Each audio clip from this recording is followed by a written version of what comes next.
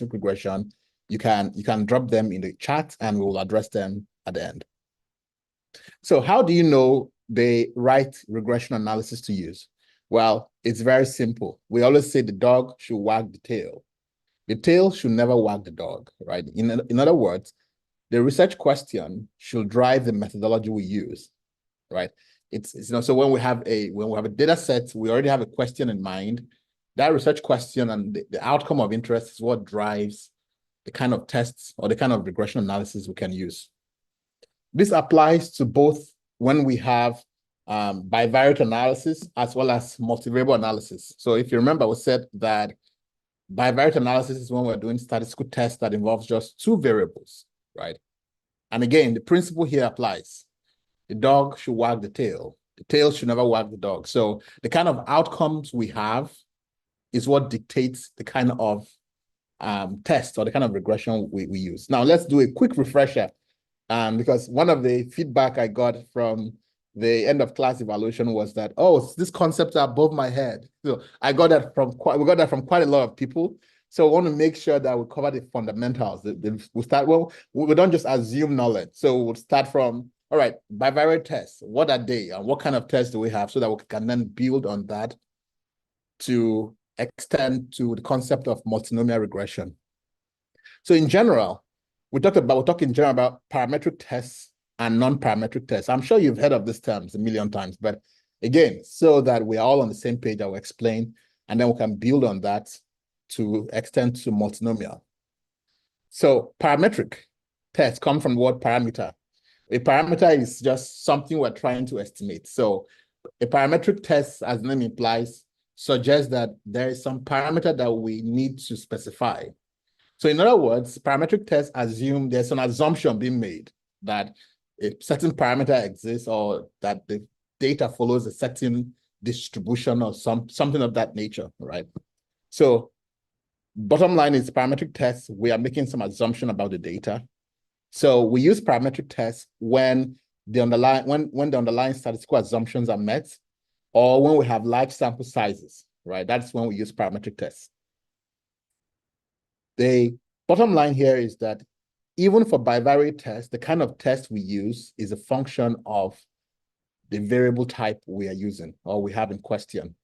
So whether the variable is binary, whether it is continuous or categorical, all of those things determine the kind of bivariate test we use.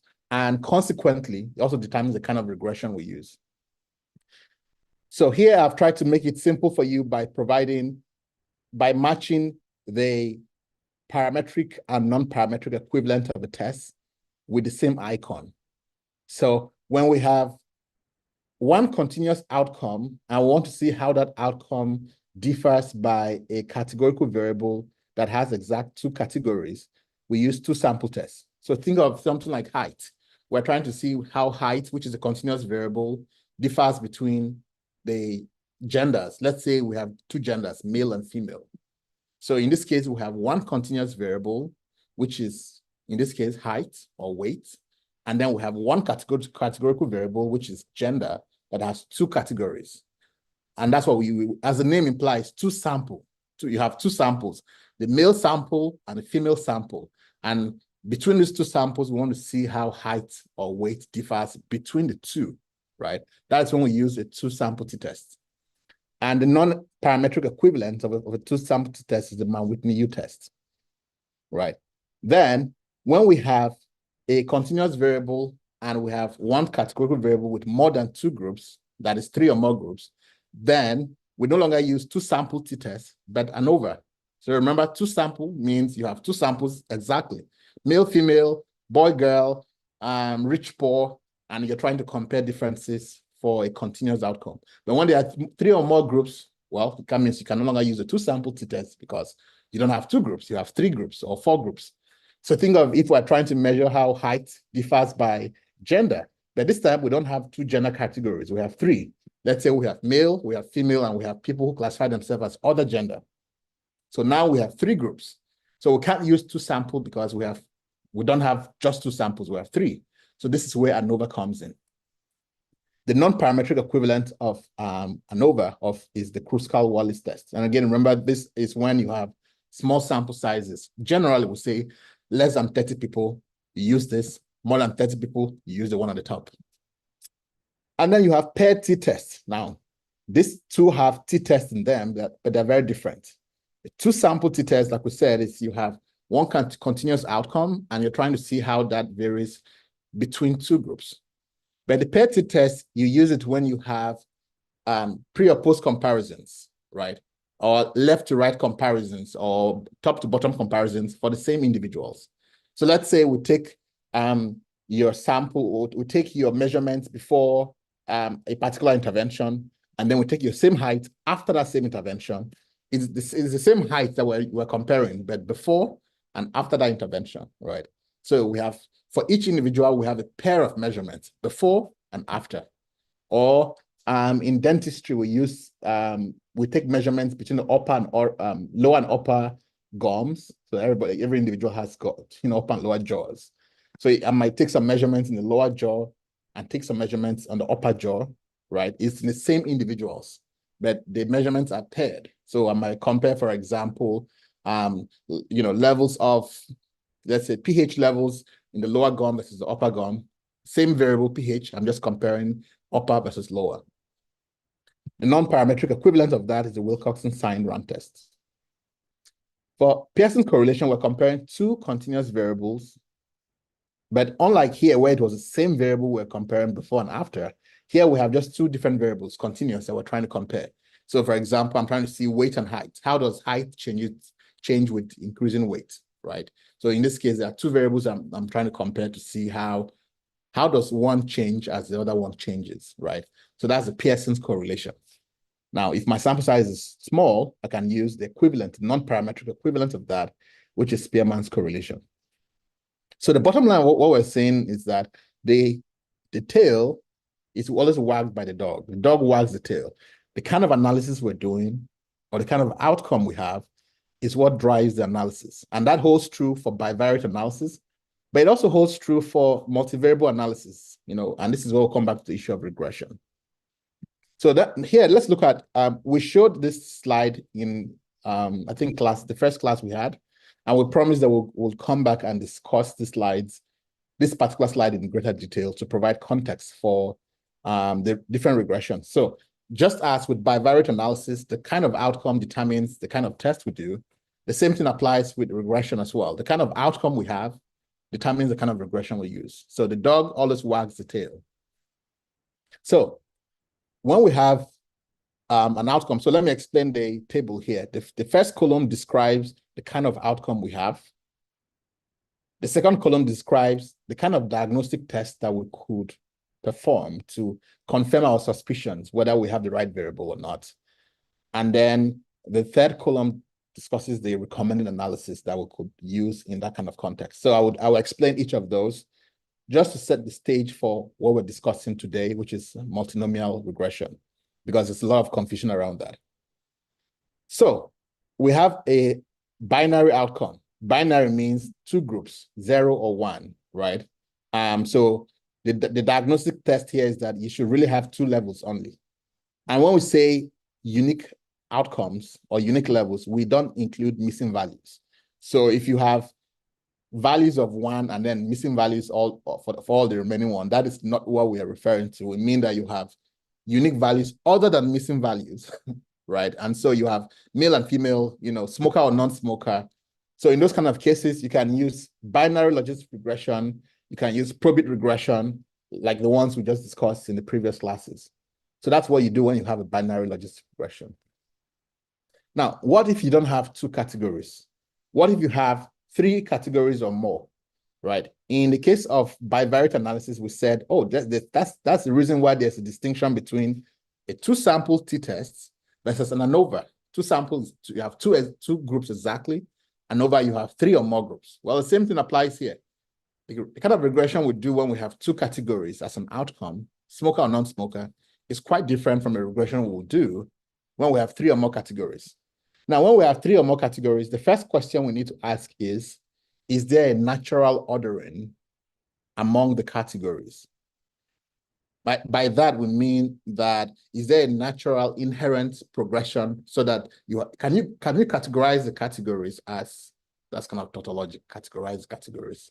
Can you group the categories as, for example, low, moderate, high, right? That in that kind of context, there's a natural ordering.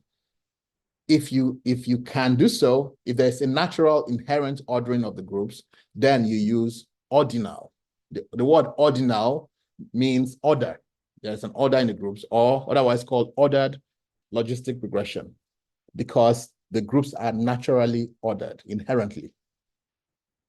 If there is no natural ordering among the groups, then we see that that variable is a nominal variable, and the appropriate regression to use is multinomial logistic regression, right? Multinomial, from the root word here is nominal, right? So we're saying we're going to use a nominal variable, the regression that is supposed to be used for nominal variables. So we use the nominal regression for nominal variables. We use the ordered or ordinal regression for ordered variables. So it's very implicit in the name. Ordinal for ordinal, nominal for nominal. If the variable is nominal, we use a nominal logistic regression, but we don't just call it nominal, we call it multinomial. If it's ordinal, then we use ordinal or ordered logistic regression, as the name implies.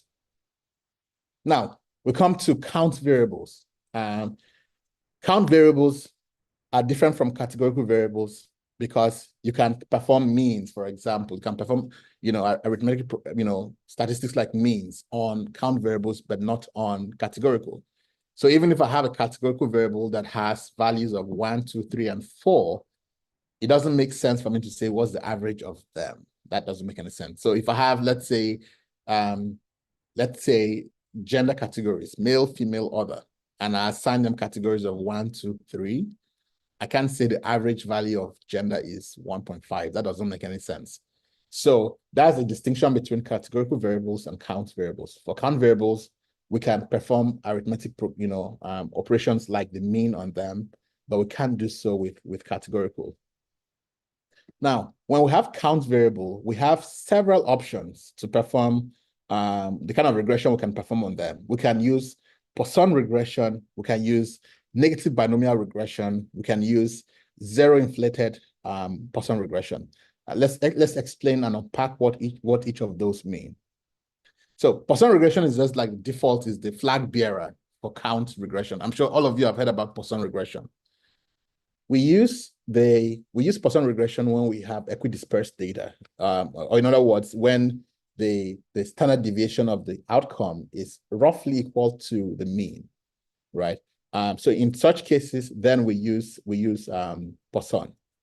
But when we have over-dispersed data means that in this case, I think it's just obvious in the name, dispersed. Let's go back to statistics 101. We talk about measures of dispersion. Your first statistics class you ever taught is what are measures of central tendency and what are measures of dispersion of data, right? So you are taught that measures of central tendency include things like the mean or the median. We're trying to see how do values, what is one value that we can report that centrally summarizes the whole data. But then you also talked about measures of standard deviation, measures of dispersion of data. And so here, the main flag bearer is standard deviation, right? So when we say over dispersed, it's obvious then that we're saying that the standard deviation is so high, it's way, way higher than the mean. And that's what we mean by over dispersed data, right? Because in this case, the standard deviation, which is a measure of dispersion, is so large that we can't just ignore that data, right? That means, and if the standard deviation is high, think of what that means. It means that we have a lot of values that are outlying data, right? And so we need to account for that. And so in this case, we can't just use the Poisson regression because it assumes at baseline that the data are not over dispersed. It's the same thing like when we use for linear regression, when we say, oh, we use linear regression for variables that are normally distributed. But when we have a lot of outliers or when the data are skewed, then that assumption is no longer met, and we have to either transform the data, we use median regression or many other things, right? It is the exact same thing we're saying here. If the data are over-dispersed, then we cannot use Poisson because the assumptions are violated.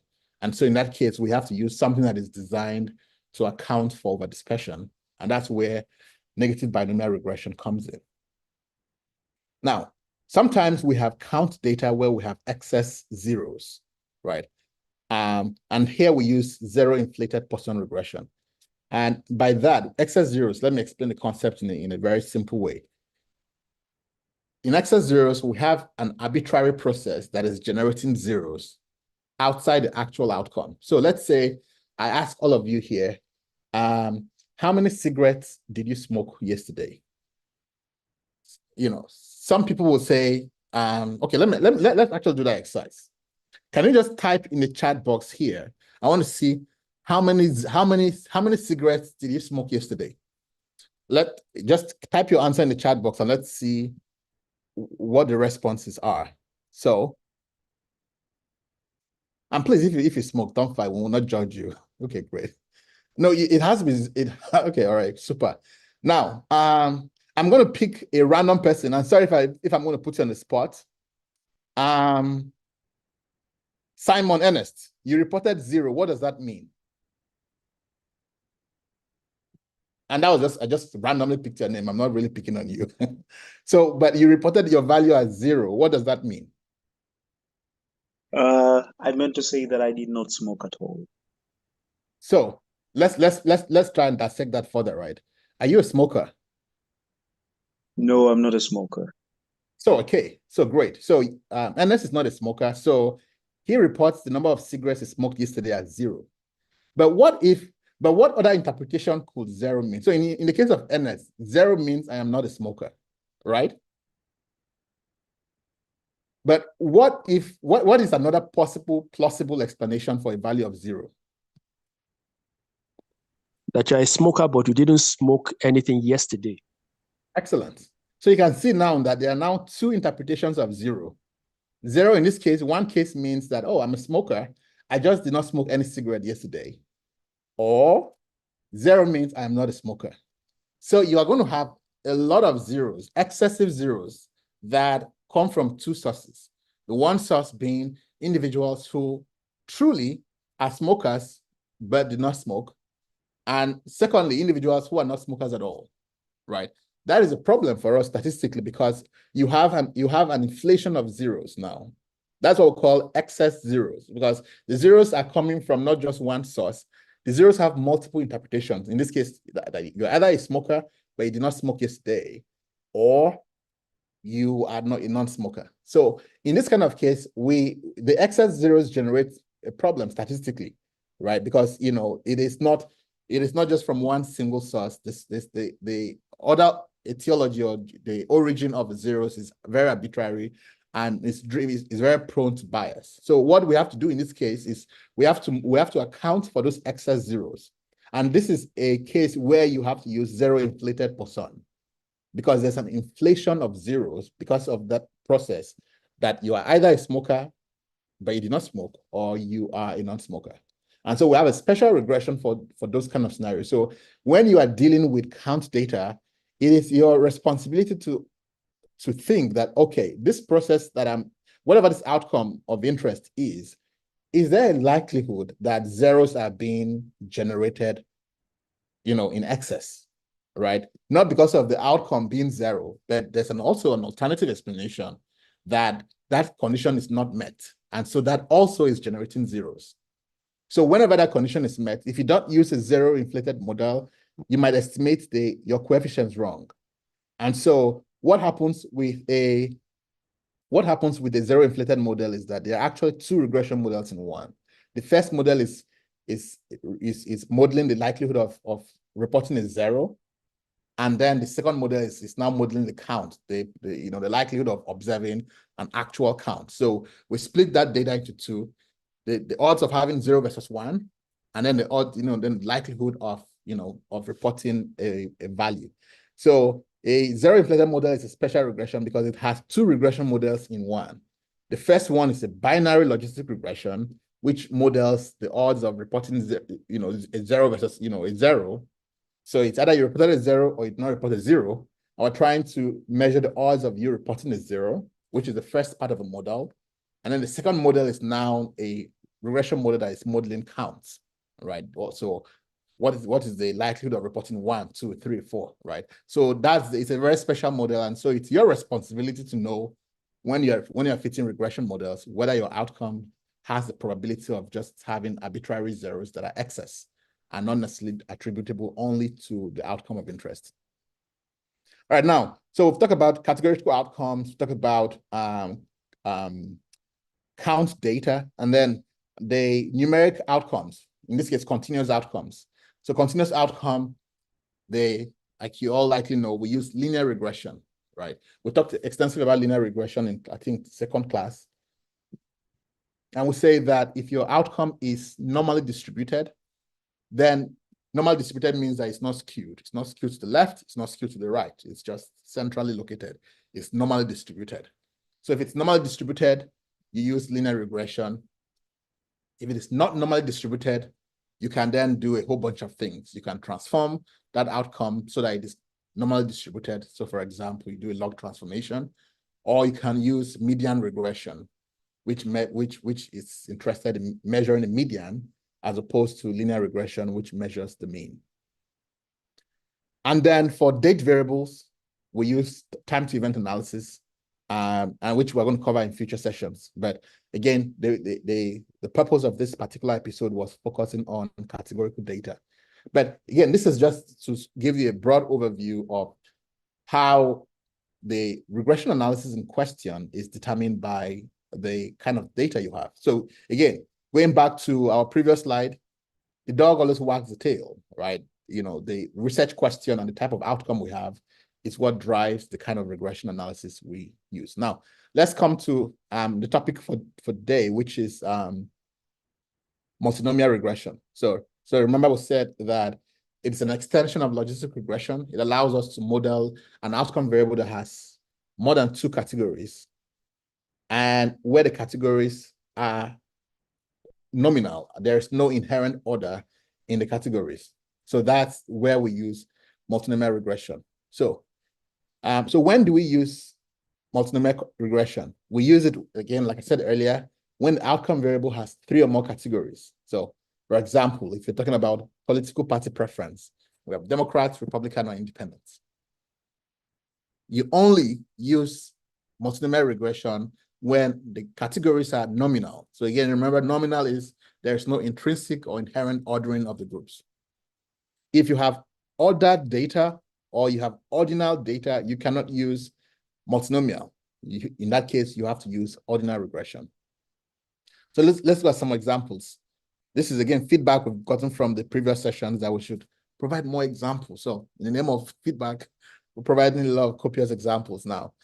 Transportation choices. So imagine that you have people use the car, the bus, the bike, the walk, and your study is looking at what factors influence transportation preferences among people in the population. Then in that case, you have more than 2 categories, and there is no inherent ordering in the categories. So in that case, this is a great choice to use with multinomial regression. Or if you're looking at customer satisfaction, where you could argue that this Likert scale, there's no inherent ordering. Depends on how you make your case. You could argue that there's inherent ordering. You can argue that there's no inherent ordering because the distance between very satisfied and satisfied is not necessarily the same as from satisfied to neutral, right? So that might be an option. Or you're looking at educational research that is looking at what factors determine what courses students take. Why do people go into the arts or into the sciences or into some other discipline? Or it could be health studies looking at different risk factors for different types of disease. So in each of those cases, you might have 3 or more categories that are nominally distributed, that there's no inherent ordering of the groups. Well, like every other regression model, there are assumptions which we need to understand. You need to understand the assumptions before you choose the test or you choose the regression. So again, that's why we looked at the bivariate analysis earlier, and we said that that's the reason why we divide them into parametric and non-parametric, because there are assumptions that determine everything we do. For multinomial regression, the biggest assumption is the independence of irrelevant alternatives. So it is saying that, let's go back to the previous slide. If we have 4 choices here, car, bus, bike, and walk, right? If I'm choosing bus versus car, it is independent. It's almost as if all these other options do not exist. My choice of bus over car is completely, not influenced by whether there's a bike or whether there's, there are trails to walk, So in my house, for example, I have a bike and I have a car. So choosing to take a car over, over taking the train is not influenced by whether I have a bike or whether I have trails around my house, right? That is quite a strong assumption to make, that the choice of 2 categories, choosing one category versus the reference group, is completely unaffected by whether any of the other alternatives exist. But that is the core assumption you're making when you use a multinomial regression, that you chose one category over the other is completely independent of all the other alternatives.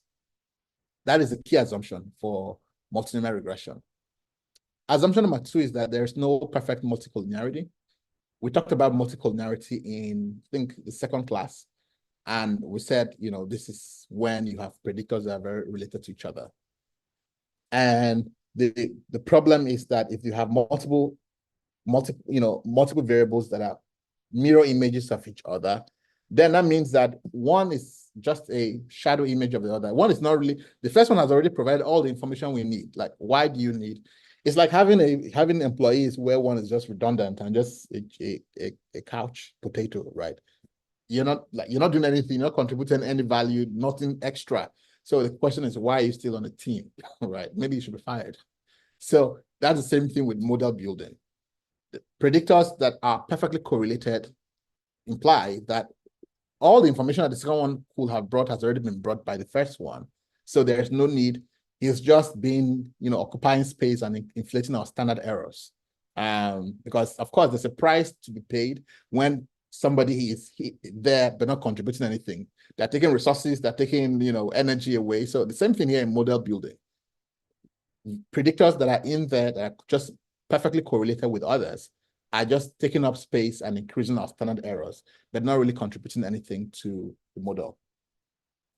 And an adequate sample size. This is very important.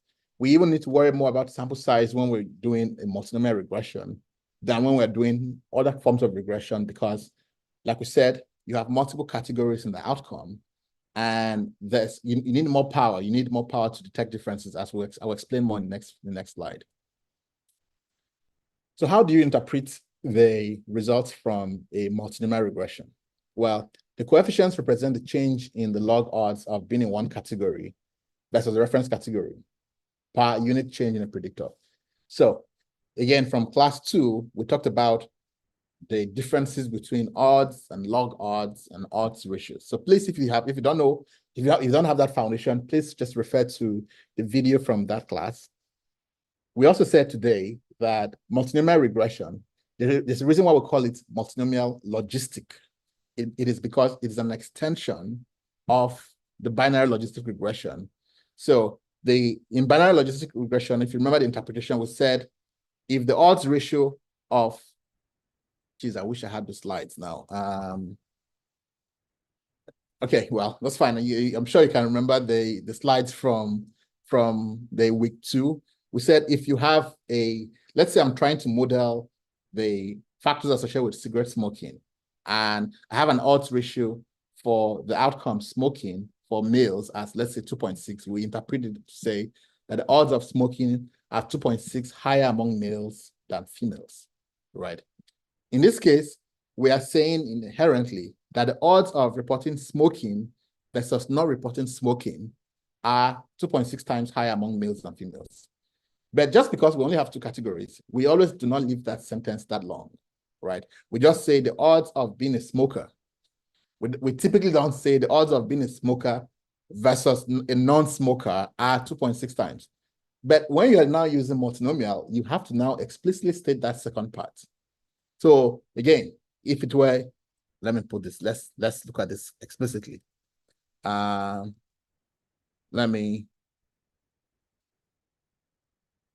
So let's say the odds of, let's write it down here, 2.60. Let me make this bigger. So in the case of smoking, right, I would say with the odds of reporting being a smoker were 2.60 times 0.60 times higher among males than females. So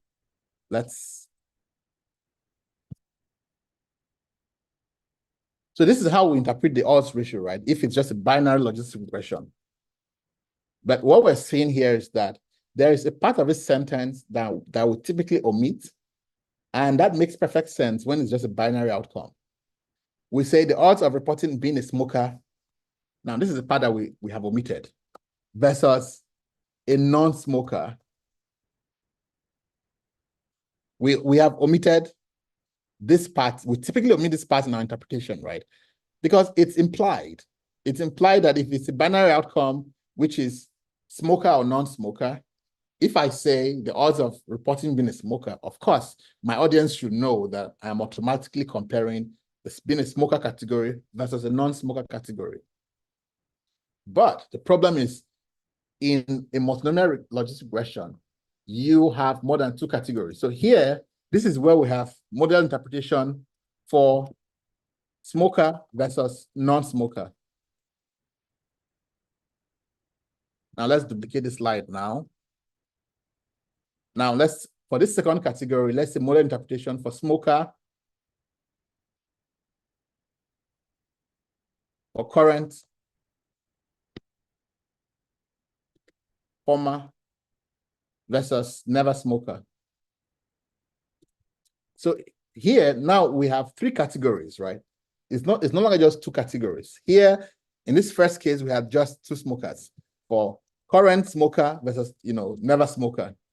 We are just two categories. And so we say that when you interpret the odds ratios from a binary logistic regression, it's always implied that you're comparing the outcome to the non-outcome group. So in this case, we're comparing smokers to non-smokers as the outcome. So, but we don't say, so typically we don't say this part here because it is unnecessary. So we'd simply just say the odds of reporting being a smoker were 2.60 times higher among males than females, assuming that that's the comparison we're making. However, for a multinomial regression here, in this case, let's say we're using never smoker as a reference group for the outcome. We can't just report this group, right? We can't just say the odds of being a smoker, being a smoker versus the alternative of being what else, right? So in a multinomial regression, when you're reporting the outcome, you have to specify what the reference group is. So the unique thing about multinomial regression is it is the only regression analysis where we have to specify a reference group for the category, for the outcome of interest. I'm sure you're used to specifying a reference group for the predictors. But in a multinomial regression, we have to specify a reference group for the outcome. And then we also have to specify reference groups for the predictors as the case might be. So it's not just specifying reference groups for the predictors as you're used to doing when you are doing a binary logistic regression. So here we have to choose. So we have three groups: current smokers, former smokers, and never smokers. You have to choose, okay, which is going to be your reference group when you're doing a multinomial regression. So I might say, what makes sense? And what determines the choice of reference group? Well, it's what is most easy to communicate, what is intuitive to communicate.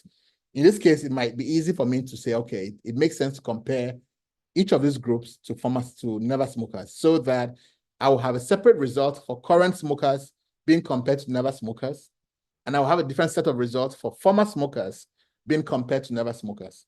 But whenever I'm interpreting my results, I have to be very explicit in what is the reference group for the analysis. So here, I will write this as the odds of reporting being a smoker, being a current smoker versus a never smoker,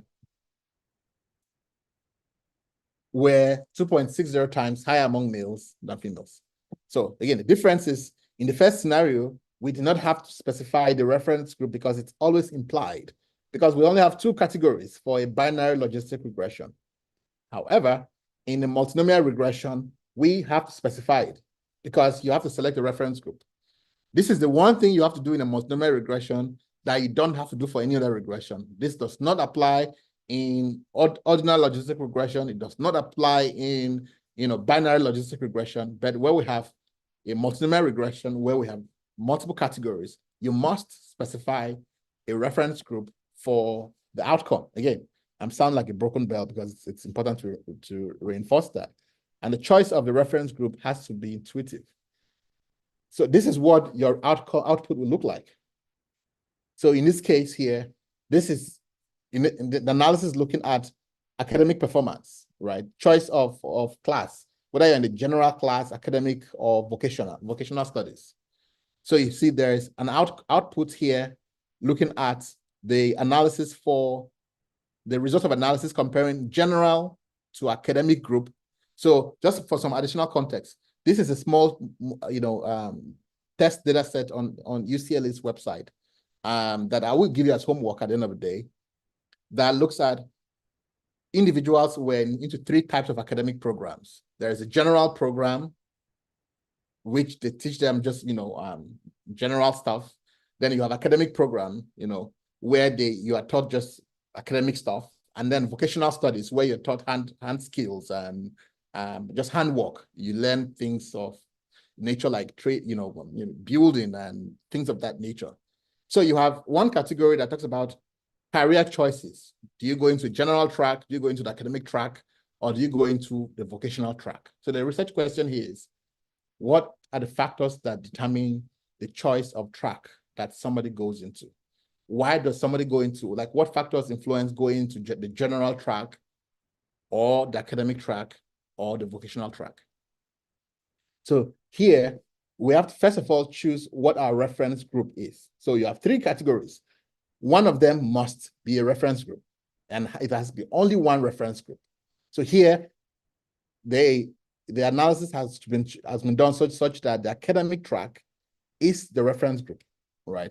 So that means that all of the other results are comparing the general versus academic, right? So here, for example, we have the predictor variables where SES, which is socioeconomic status, and your writing skills, right? Writing skills were measured per unit increase, right? So as a continuous variable. So in a multinomial regression, some take-home lessons from this screen as follows. You are going to have an output for each category that is not the reference category. So here, the outcome has three categories: general, academic, and vocation. So in the output, you're going to have one output for general, and you're going to have another output for vocation, and then the academic is the reference group. In the example we looked at earlier, which we're looking at the choice of transportation, and we said there were four categories. Car, we said there was car, bus, bike, and walk. That means that we're going to have three separate outputs, right? Imagine we chose car as the reference group. We're going to have three set of outputs, each of which compares bus versus car. Like, what are the odds of choosing bus versus car? What are the odds of choosing bike versus car? And what are the odds of choosing walk versus car, right? Every output is measured relative to the reference group. Again, remember that in a multinomial regression, you have to select which of those four categories you have, or five categories, or however number you have, will serve as a reference group. And the analysis will all be portrayed in relation to that reference group. So if car is our reference group here, then that means that we are saying, what are the factors that are associated with people selecting bus over car? What are the factors that are associated with people selecting bike over car? And what are the factors associated with people selecting walk over car? Again, remember we talked about the assumption. And the inherent assumption is that my selection of walk over car is completely independent of whether there was a bus or a bike. That is the core assumption on the play here. So just familiarizing you with how we interpret the results from a multinomial regression, it is always in relative to the reference group. Unlike in a binary logistic regression where we only had one output, here you're going to have the k minus 1 output, where k is the number of categories in the outcome. So here you have 4 categories in the outcome. So it means that you're going to have 3 separate outputs, k minus 1, 4 minus 1, in this case, 3, right? If you had 3 categories in your outcome, you're going to have k minus 1, which is 3 minus 1, you're going to have 2 outputs. And so when you're interpreting each of those outputs, it is always going to be the odds of the particular category over the reference group. So let's go back to this model here. So again, our regression model here had the choice of training, and there were 3 categories, right? 3 categories here, which were general, academic, and vocational. So since we have 3 categories here, again, we say k minus 1, then we're going to have 2 outputs. Again, I'm just trying to emphasize the principles before we even write one line of code. You need to understand what is happening behind the scenes. Otherwise, the code is not going to be so helpful to you. So here, we have selected academic as a reference group. Why did we select academic? Well, the investigator had his reasons for selecting academic. You will have your own reasons for selecting it, but just make sure that your choice of reference category makes sense. It's intuitive, it's easy to communicate. And so those are the major things that should drive how you select a choice of reference group. So here we have, let's interpret this. So we're saying that the odds of selecting a general versus over an academic track were 0.58 lower among SES group 2 compared to SES group 1. The odds of selecting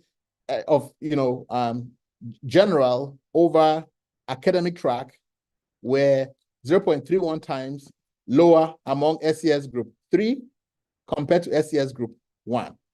So in regression analysis, the reference group is always the one that is omitted. And that applies for the predictor. It also applies for the outcome. Here, the predictor is SES, and it has groups 1, 2, and 3.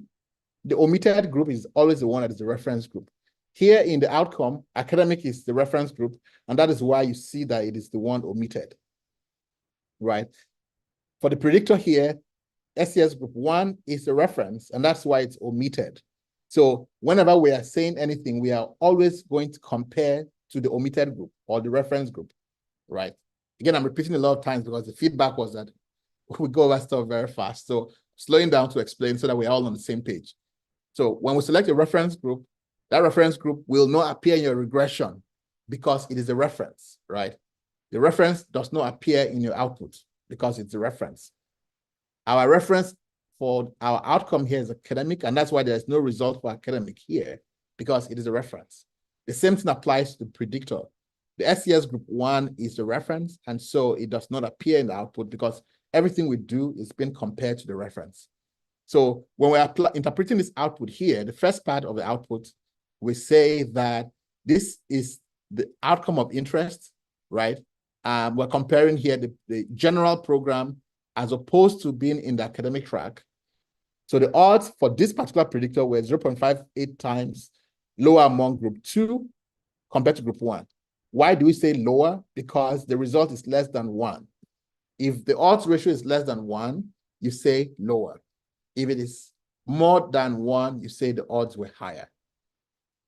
You also look at the confidence intervals to tell you whether the results were significant or not. If the odds ratios include 1, that means that the results were not statistically significant. Here, for example, our odds ratios contain 1.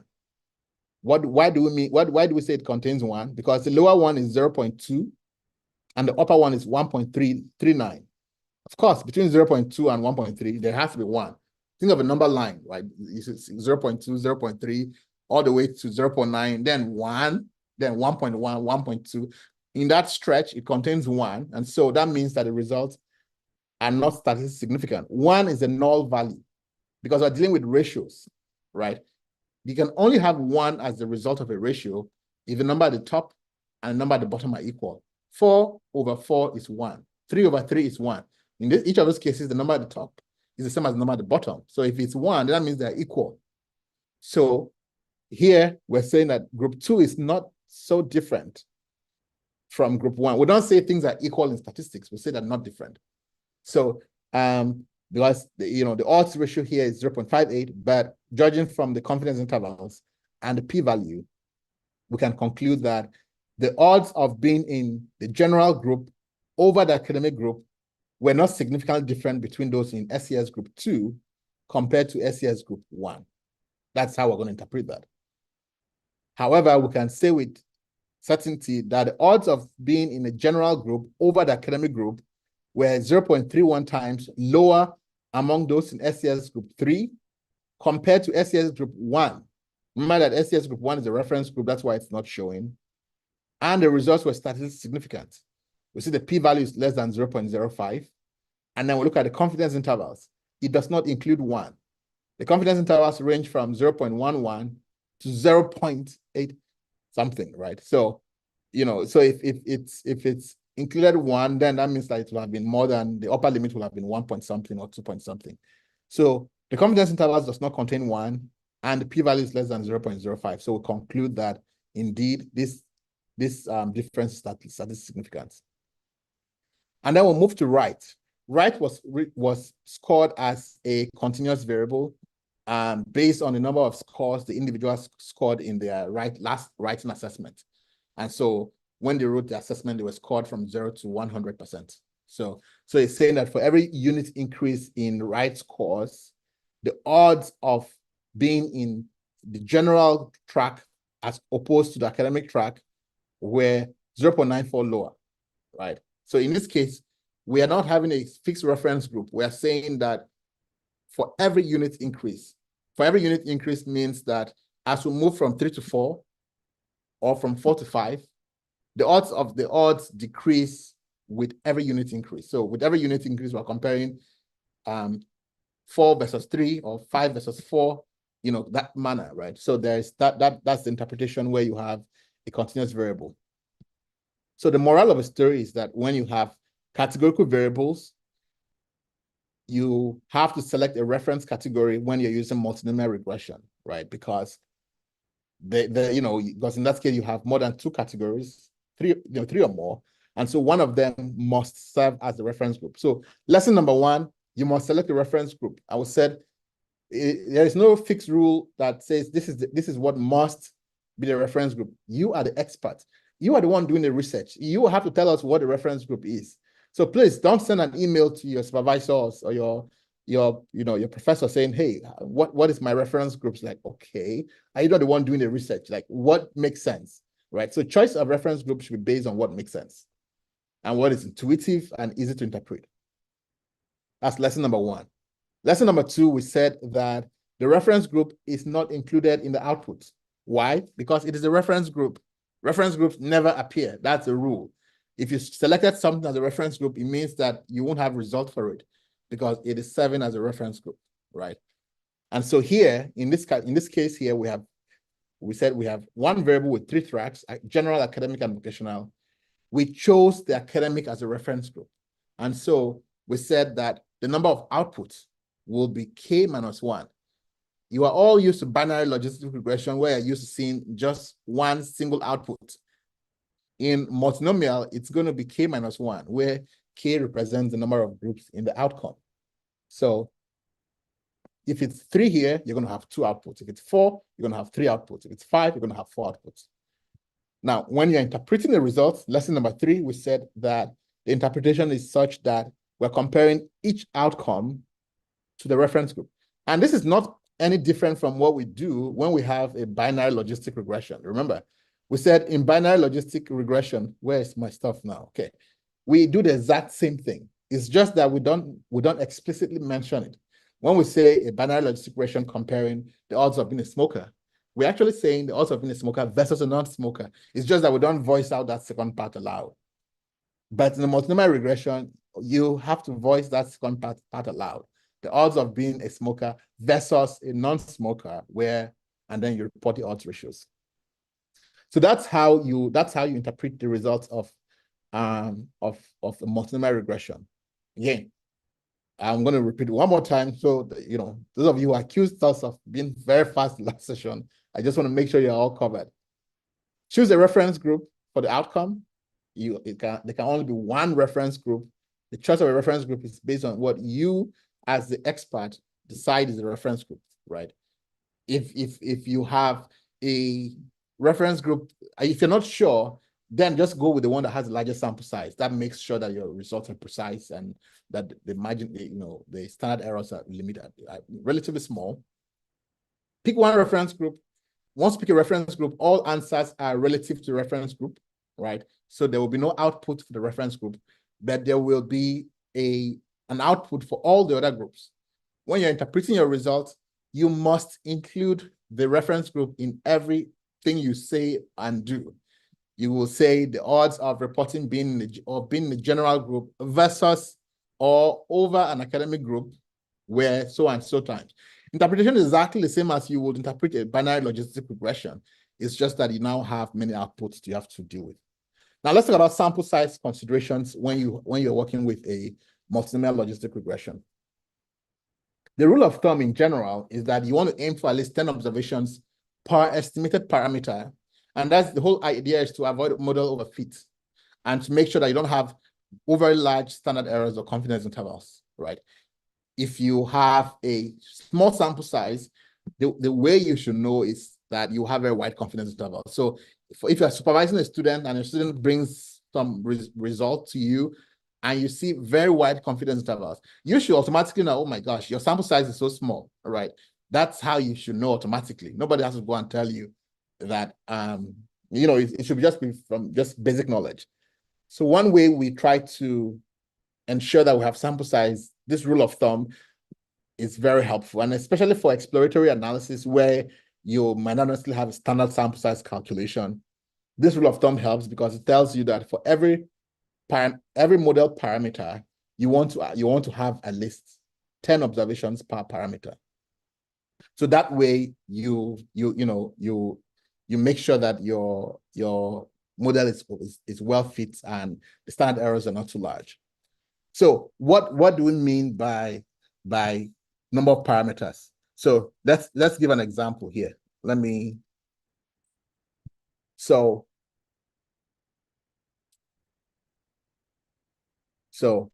how to assess number of parameters, right? So let's say our regression model, we have the outcome. The outcome is, let's say, the case of let's use the example we're dealing with. We have the outcome, which has three categories, which are, I believe, general, academic, and I believe vocation. We have predictors. Let's say gender, which has, let's say, three categories. We have, let's say, education, which has 6 categories. So let's keep it simple. Let's say these are the only variables in our model. So for exploratory analysis, we said, there's no fixed rule of thumb for sample size calculation, but you should be able to estimate the number of people you need so that you have precise estimates in your model.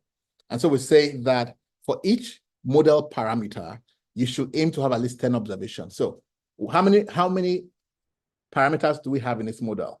So remember that for the outcome, which has 3 categories, let's call this number of parameters. So the outcome has 3 categories rather. So remember that each category will be displayed relative to the reference group. So we're going to have 2 outputs, right? Which are each of which is a parameter of its own.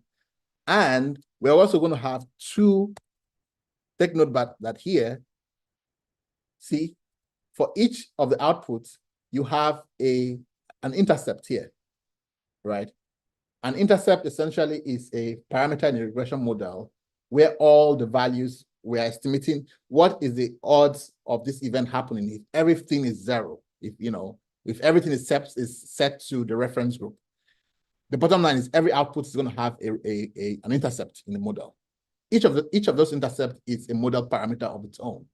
So in our estimation, we have 2 outputs. That means that we're going to have 2 intercepts as well.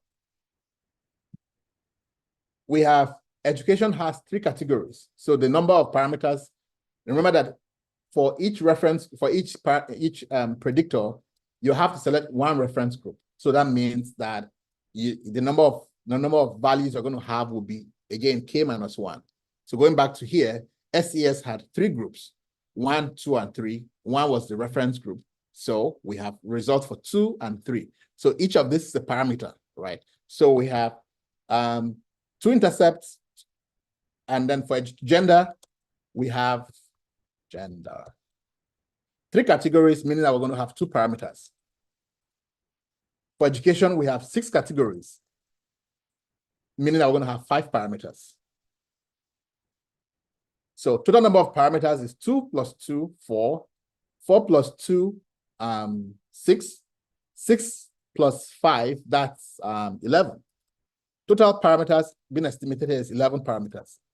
So what we're saying is that this is just a rule of thumb, just to help you guide you. There's no like scientific proof that says, but this is like a generally accepted way of making sure that you have at least the right number of people in your model. So remember we said that you want to make sure that, the rule of thumb is aim for at least 10 observations per estimated parameter. So that means that we want to have at least here 11 times 10, which is, 110.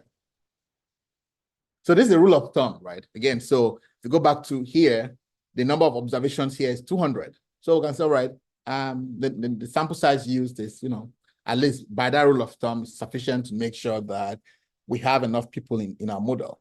So this just helps us to guide against the fact or against the possibility of us having very small sample sizes and our confidence intervals for our regression models being very, very, very wide. So this is how you apply that rule of thumb. But again, like I said, it's a rule of thumb.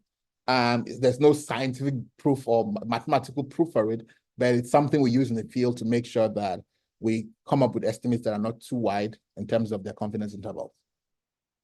So again, this is what I just explained. This is the EPV rule of thumb, number of events per variable. Now, one of the challenges with dealing with multinomial regression is that you have pairwise comparisons. As it should be obvious to you, we are comparing, going back to the previous output, we're comparing the odds of choosing general over academic, the odds of choosing vocational over academic. You're having multiple comparisons. It's not like in a binary logistic regression where you just have the odds of reporting a smoker versus a non-smoker. It's just, in that case, it's just one comparison. So how do you then deal with the number of comparisons? Well, there are many ways you can do that. You can use statistical corrections like the Bonferroni adjustments. What does that mean? So let's go back to this slide. Again, I'm just trying to emphasize the core principle. You don't have to worry about coding right now. Understand the core principle, you can interpret and do everything easily. The code is the easiest part of it all. So in this regression model, how many pairwise comparisons do we have? Who can type the answer for us? What's the number of pairwise comparisons that we have in this output?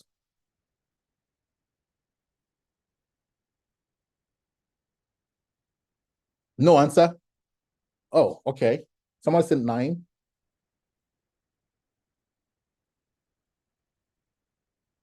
Okay.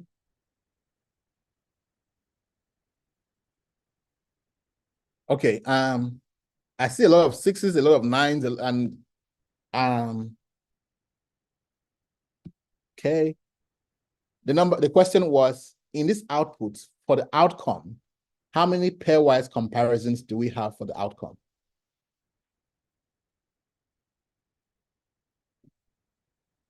See a lot of 6s. I'm really curious to how you guys are calculating the number of pairwise comparisons that exist. Only 2 people have mentioned the correct answer. Okay, I really need some of you to explain your answer choices here. Oh, I see what you guys are doing. Oh, I see. I see what you're doing. Oh, you are actually calculating. No, I mean actually here in this case, right? I don't mean the number of possible, I don't mean the number of mathematically possible pairwise comparisons. The question was on this screen, per analysis, how many pairwise comparisons do we have? So that's a different question altogether, right?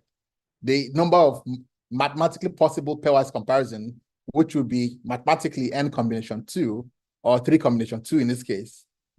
But here we're saying per analysis, how many pairwise comparisons do we have? So who wants to explain their answer? We have a lot of twos now. Okay, that makes me happier now. I was like, how are you guys calculating this? All right, who wants to explain why it's 2? Hello? You can, yeah, someone you can unmute and yeah, go ahead, please, Ernest. Yes, I mentioned 2 because we have 3 parameters to compare, that is general, academic, and vocational. And then 1 is the base outcome, which is the reference. So we have now general to compare with academics, and then vocational to compare with academics. So that's why it's only 2. Excellent. So that is it. Does anybody want to add additional context? Please, I'm not asking you to repeat what he said. If you have any other additional context or a different point of view, but not to repeat him necessarily. Okay, Belate, Fenta, you have your hand is up.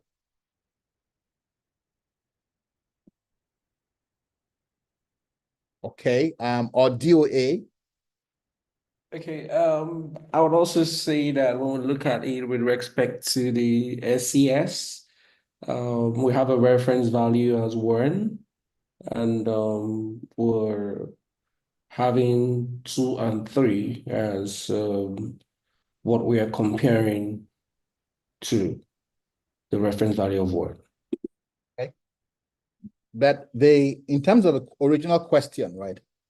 The question is number of comparisons, pairwise comparisons for the outcome. So don't worry about the SES, don't worry about the right, even the binary logistic regression, we will still have had the same output, right? So the issue is the comparisons for the outcome. The outcome has 3 groups: general, academic, vocational.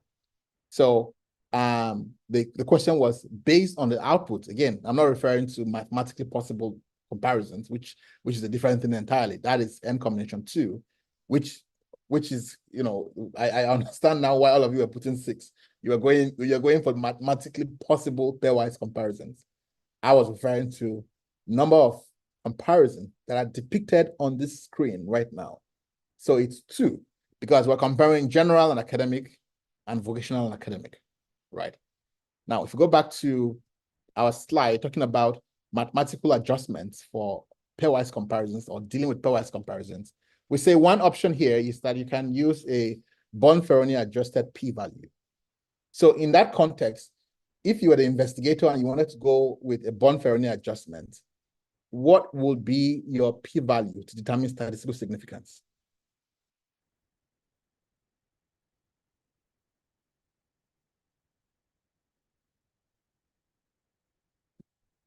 Any takers?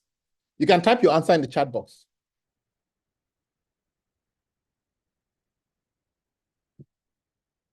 I don't see any answers being typed in the chat box. Or maybe I'm on mute.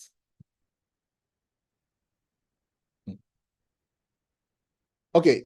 Okay, let's take a step back, right? Okay, let's take a step back. How do we calculate a Bonferroni adjusted p-value? We take the nominal p-value, which is 0.05, and we divide by what?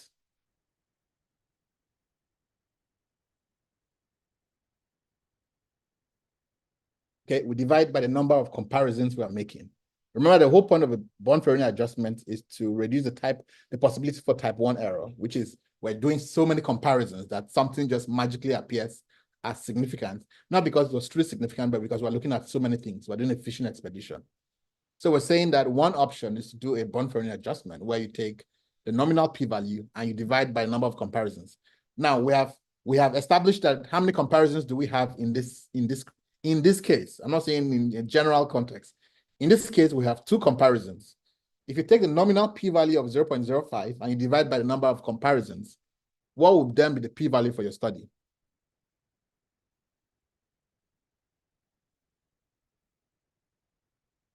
Excellent. So instead of you determining significance by 0.05, this result here, you will then say that we use a Bonferroni adjusted p-value of 0.025 to account for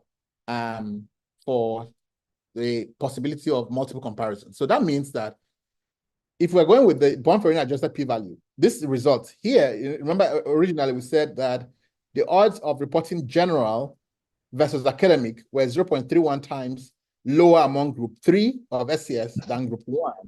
And that result was statistically significant, right? If we use the Bonferroni adjusted p-value, will this result still be significant? Hint, that's a trick question. Okay, yeah. Now, let's pretend that this p-value is 0.026. I wish it was 0.026, but let's just assume, just pretend this is 0.026. If we're using a Bonferroni adjusted p-value, will it be significant? All right, great. So great, you guys understand the gist. So we can use because multiple comparisons is a problem when we're dealing with multinomial regression.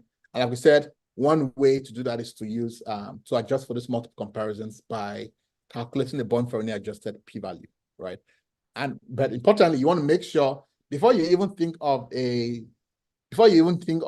doing a multinomial regression, this is where planning comes in, right? The emphasis of this lecture is not just on writing code. It's on thinking upfront about all the things that will be involved from a scientific perspective. Like, you need large sample sizes. You have to prepare for that. So it's not even now when you collect the data that you now have to say, geez, how do I worry about it? No, right from when you're designing your study, you should have calculated your sample size. You should have known that this was what was required. Okay, somebody says, I don't understand what multiple comparisons mean.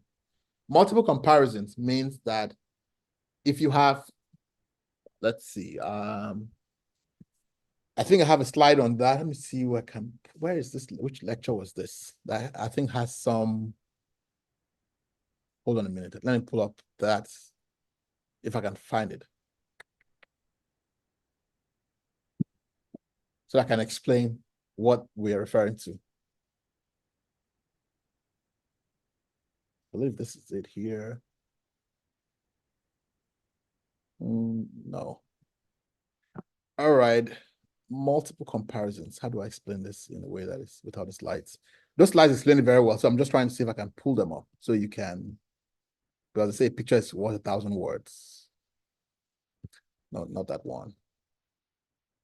All right, I'll just explain it for you like that without the screen, without the slides. Multiple comparisons means, as the name implies, we have multiple comparisons. If I say you have options A, is this what happens when you go to a menu, when you go to a buffet and you're just confused because you have so many options, like, what should I choose, right? Then the choice is so hard for you because you have so many things to choose from. You have rice and potato and sunflower seeds and everything in between, right? It then becomes hard for you to make a choice because you have too many things to choose from, right? That is the idea behind multiple comparisons. Multiple comparisons is that in a research where we have, for example, we're trying to compare what are the odds of, A happening versus B, right? In the previous example we looked at here, let's go back to, I just want you to understand it intuitively. Don't worry about the fancy, complex statistical meaning. So here, we say you have an outcome that has two categories. You're a smoker or you're a non-smoker, right? Saying saying smoker versus non-smoker is the same thing as saying non-smoker versus smoker, right? Comparing A versus B is the same as comparing B versus A, right? So when you have two groups, you only have one comparison to make. Now, when you have three groups, A, B, and C, Now, that the number of comparisons increase. A versus B, B versus C, or C versus A. So when you have two groups, just one comparison. When you have three groups, now you have to worry about, more comparisons to be made. In this case, 3. The more the groups, the number of comparisons. Now, that is a problem for us statistically because now you are on a hunting expedition. There's, like scripture tells us, they say, seek and you shall find, right? If you're looking so hard, you will find something. Now, the question is, did you find the right thing or did you just find it because you were looking so hard? So we don't like that, right? Because you're just on a hunting expedition, a fishing expedition. And so the question is, how do we make sure that you don't just find something because you are looking so hard, right? Those are issues that come into play whenever we have any kind of analysis that is looking at so many comparisons, right? We then have to find ways of kind of punishing you a little by making it much harder for you to find something, because we have to balance the scales. If you are all out to find something, well, we have to balance the scales by making it harder for you to find something just by chance, right? And that's where the issues of Bonferroni adjustment comes in. Let us make the p-value much, much stringent so that before you find something, you too will sweat. Since you want to find something, right? Well, let's make it harder so that you don't just find something by chance. Why don't we use adjusted regression? Well, this is all adjusted regression. They will say in the context of this adjusted regression, you have multiple comparisons for the outcome. And so we want to make sure that there's an accountment. We account for that specifically. I hope that is clear.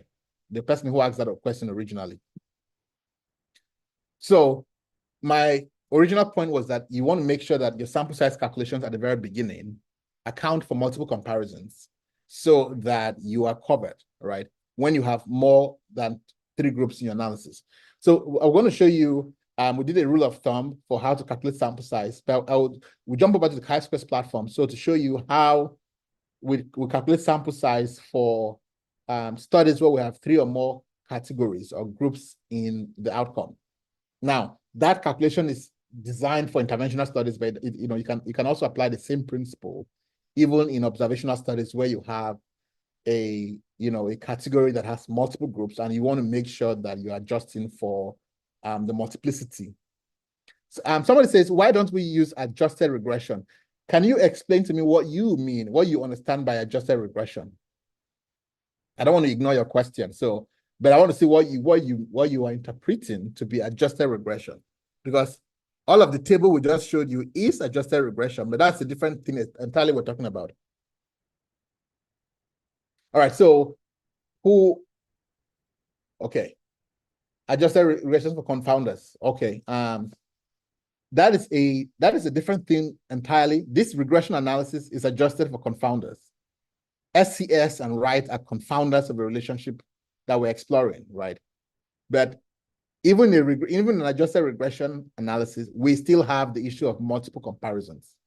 So those are completely different issues. So yes, this regression is adjusted for confounders, but the issue of multiplicity still remains.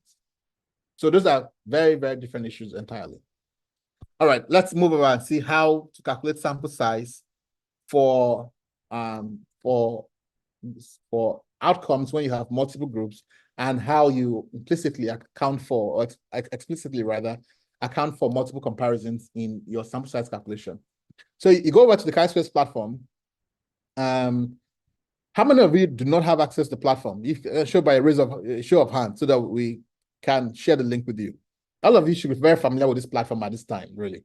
Oh, we still have some hands up already. So you go to the chi-squares platform, you select sample size, you start new sample size, you select the study you're interested in. So here we have comparative study with 3 or more arms. We select that as the outcome, percentage as outcome. We enter the prevalence among the control group. Again, remember, this is designed primarily for an interventional study, but you can also apply the same principles for your observational study, so you can know how many people you should have in your sample size, right? So that you don't have to use a rule of thumb. You're actually using empirical methods. So the prevalence of outcome among control group, let's say that the prevalence is, it's 25%. So in our study, we're saying we have 3 groups, let's say former smoker, never smoker, and current smoker. And we're trying to measure, let's say, what's the outcome now? The percentage with we're trying to, let's say, we're trying to measure some oral outcome, like individuals with untreated caries. Let's say that's the outcome we're interested in. And the question is, how does the prevalence of untreated caries vary among former, current, and never smokers, right?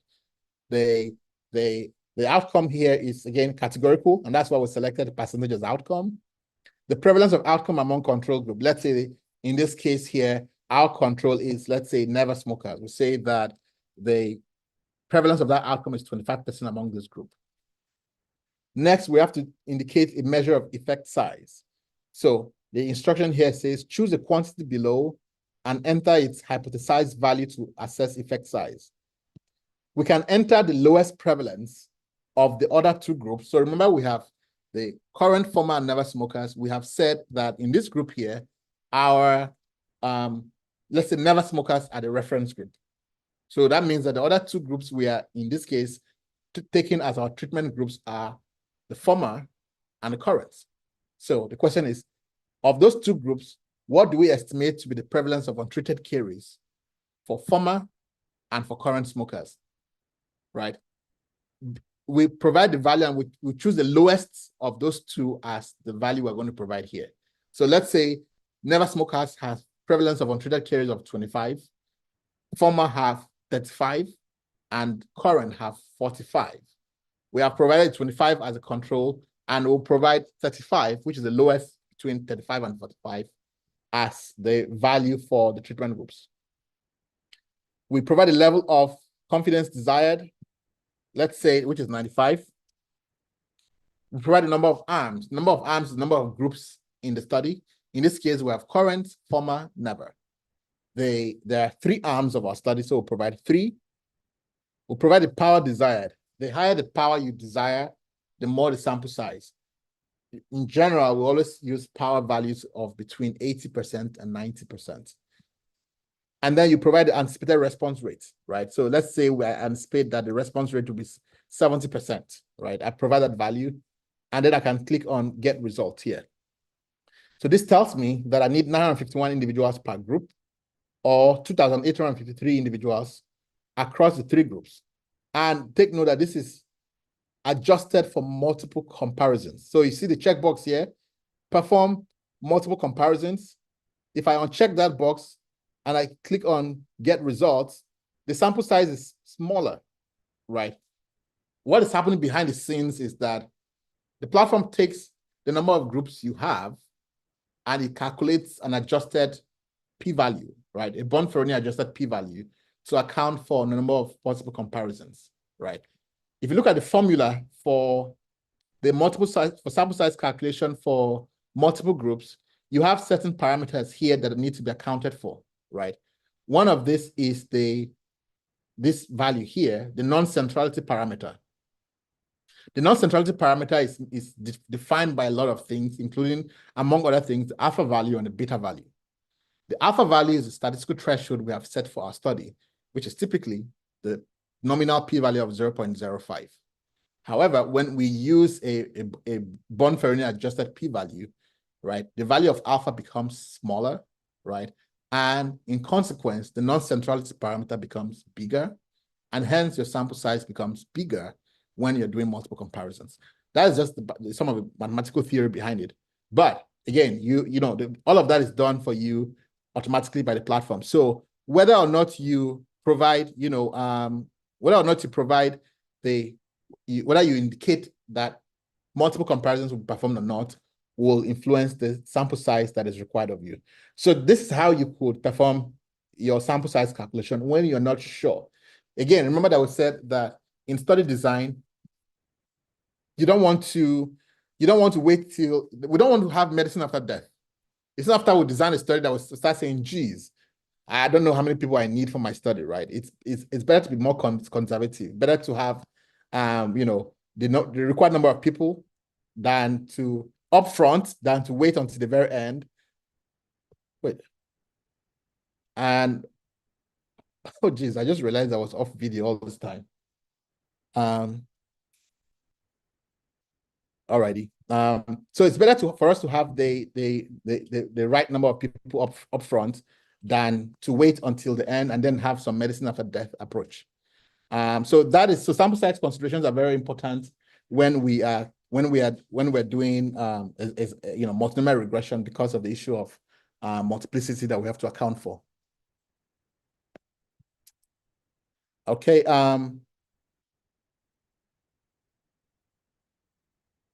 Lungile, how come you put the video off completely? I never realized I was off video until now. And none of you complained. Okay, alrighty. You guys are non-complaining, chill people. Alrighty. Any questions? So let's finally last few slides. I think I have 1 or 2 slides here. So we'll talk about the issues of the challenges and limitations of and I'm going to come to your questions in a minute. Let me just finish. I think I just have 2 slides here.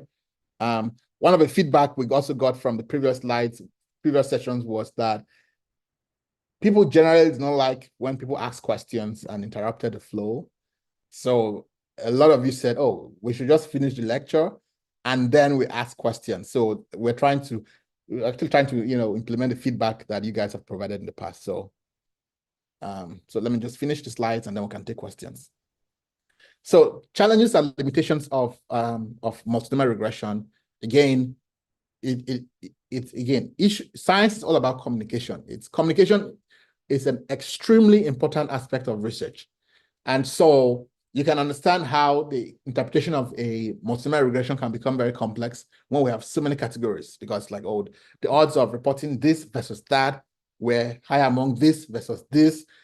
It can be quite a lot to wrap your head around. So interpretation and communication is an issue. So the audience you are communicating with is important. Large data requirements, like we just demonstrated, the issue of multiplicity requires that we have a large sample size to account for the possibility of type 1 error, which is fishing expedition, so that we get results that are valid. Their sensitivity in terms of reference category, the results obviously depend on the reference group. The results you get when you compare A versus C will be different from when you compare A versus B, right? That means that results can be manipulated to favor a narrative. So that is something that we should be aware of when doing a reference selection for multinomial regression. So that means that we have to justify clearly why we chose a reference group, right? It shouldn't just be arbitrary. There has to be some logical, common sense explanation for why you chose A as a reference group versus B, right? Or why you chose B versus C. Those are things that we need to consider. So now, if you consider all of those things we mentioned, you said, oh my gosh, I just don't want to worry about issues of communication or this issue or that issue. And you say, okay, what are some alternatives? If it's not multinomial regression, then what else could I use? Let's look at some alternatives. You can have multiple binary logistic regression models. So in the case of the example we use where we said you have 3 groups, academia, general, academia, and vocational. We have 1 regression model. We are saying that an alternative is to have multiple regression models, not just one. So we have multiple binary logistic regression models for each pair of outcomes, right? Where we say, general versus academic. We say vocational versus academic. And we say the third one, those pairwise, we separate them into multiple models, multiple regression models. The problem with this is that each analysis is being run on a different sample. If you're saying vocational versus academic, it means that you have completely excluded all those individuals who selected the third group. Sorry, I'm having a hard time keeping their names in my mind. So if you say A versus B only, that means that you're throwing away all people who answered C. If you say B versus C, that means that you are throwing away all people who answered A. So the sample size and the study population is being different in each run of the analysis, right? So that is a problem when you now run a multiple logistic regression. You are sacrificing statistical power for ease of communication. So granted, it might be easier to interpret it, but the population is not the same anymore. Each run of the analysis has excluded a vast number of people. So it is your job as a scientist to know what the trade-offs are. By doing this, what have I sacrificed? This is something you need to know, right? So the trade-off here is that, well, we have an easier to interpret model because it's just binary. Each outcome is binary because for each run, we're comparing A versus B, A versus C, C versus B, but we are running on different analysis, different populations, and smaller samples, obviously. We can also collapse the number of categories into two and then do a binary logistic regression. So this is different from recommendation 1, because recommendation 1 is saying have multiple binary logistic regression models. Option 2 is saying have one single binary logistic regression, but the outcomes are collapsed into two categories. So here we had general, vocational, and academic. So we can say what are the odds of choosing academic over vocational or general? And our hypothesis or our thinking could be that, well, it's either go into the academic track or you go into any other track. We can argue that vocational and general track have a lot of similarities. And so it makes perfect sense to collapse them into two. Or another example where we talked about current, former, never smoker as our three categories. Instead of saying never, former, and current, we can collapse former and current into a group which we call ever smokers. And so we deal with never smokers versus ever smokers. Again, our justification could be that, well, both former smokers and current smokers have something in common, which is that they have ever smoked, as opposed to never smokers. And so for our outcome of interest, we're interested in historical smoking. It doesn't matter whether you are smoked now or you smoked 10 years ago. We are interested in whether you ever smoked, right? There has to be some theoretical basis upon which you choose and make a decision as to whether you're in collapse groups or not. So that's one option that we could use. We can also use ordinal logistic regression, right? That would only be a case where you can make an argument that the categories are ordered. So in one example here, this example, coming back to this, we said here the outcome categories are very satisfied, neutral, dissatisfied, or very dissatisfied. You can argue either way. You can say, well, I don't think they're inherently ordered because the distance between very satisfied and satisfied is not necessarily the same as from satisfied to neutral. And so you could argue that I think I'll just treat this as nominal. But somebody else can come and say, well, I'm going to treat this as ordinal because I see a natural ordering of the groups. And so for that reason, I'm going to use an ordinal. So that's one of the choices you can use, right, for your regression here. Instead of using nominal, you can use ordinal. So again, ordinal is one of the things we're supposed to cover, I believe, next week. So we're going to talk about that in detail.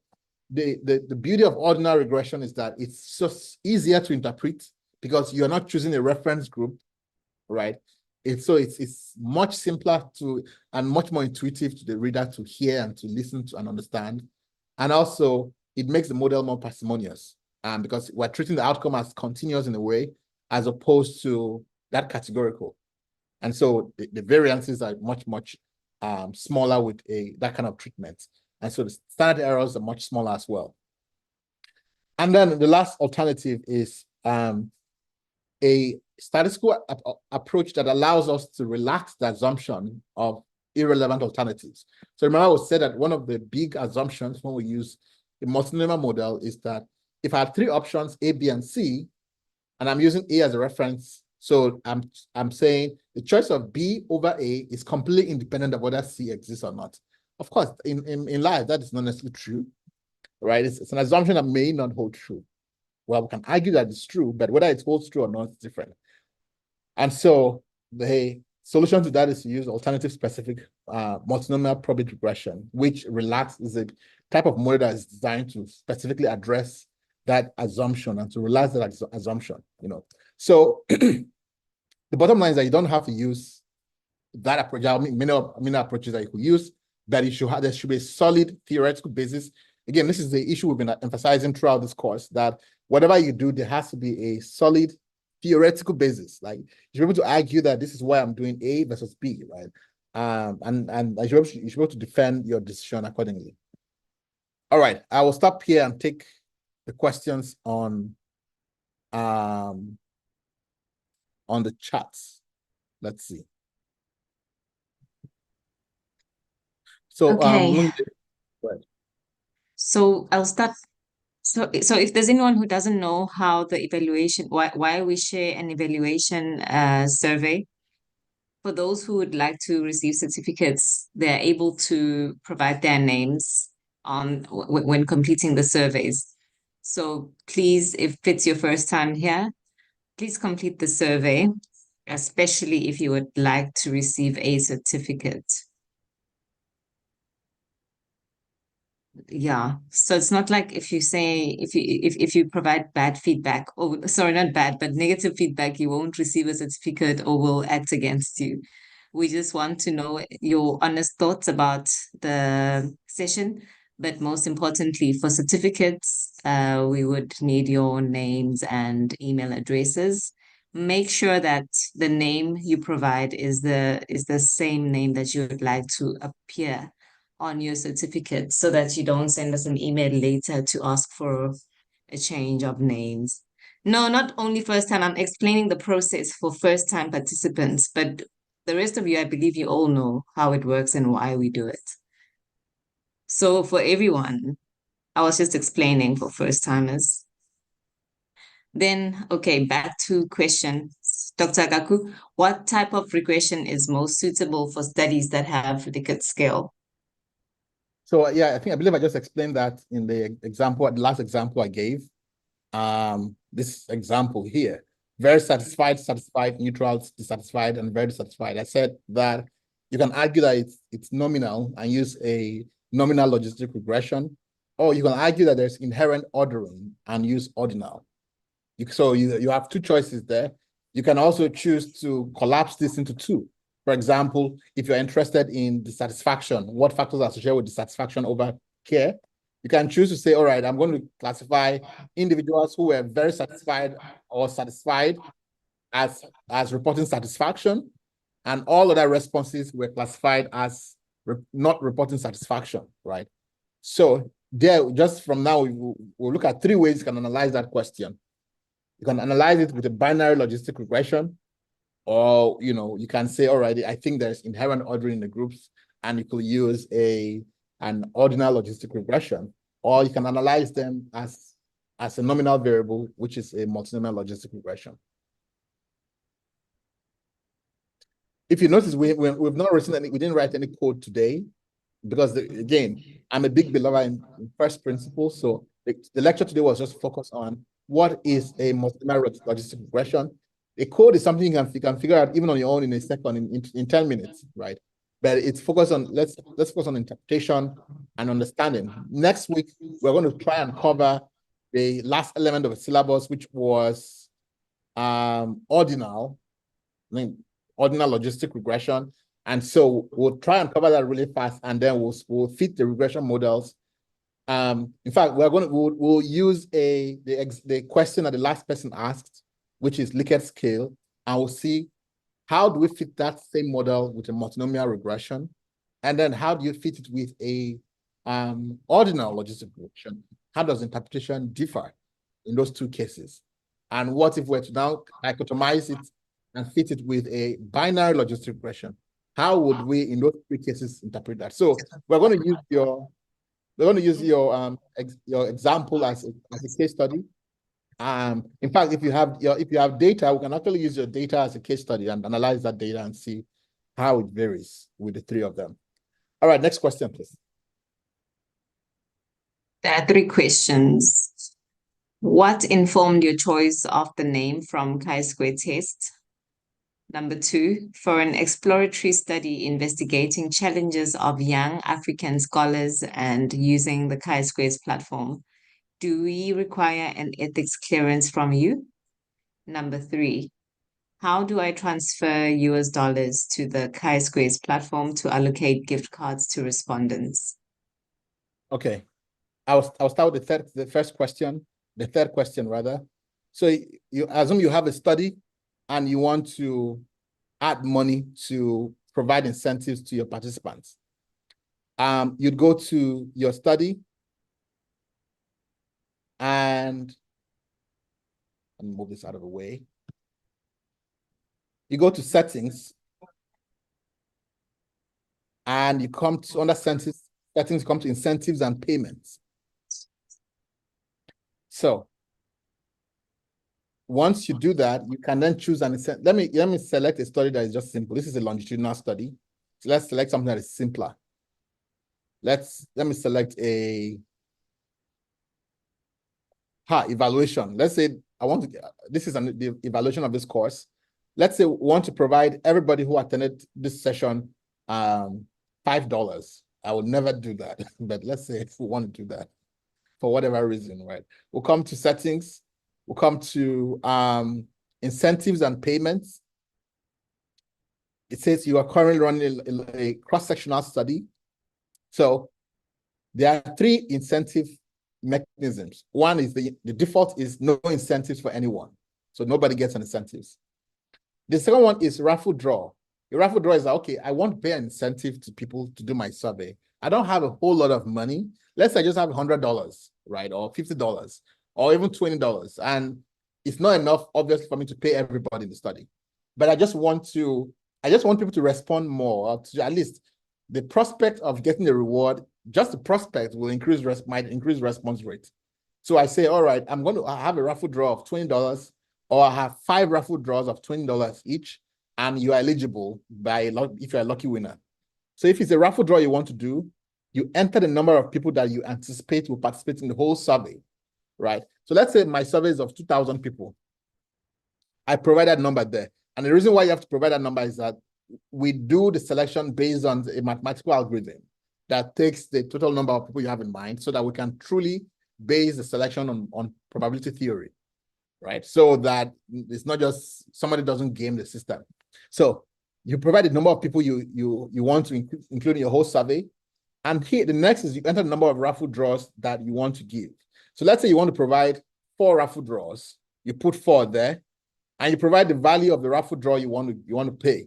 Let's say you want to pay, let's say $10 for each of a raffle draw. You have just $40, and you want to give out 10 raffle draws. You provide that 10 there, and everybody's eligible. So it says apply incentive plan to whole survey population.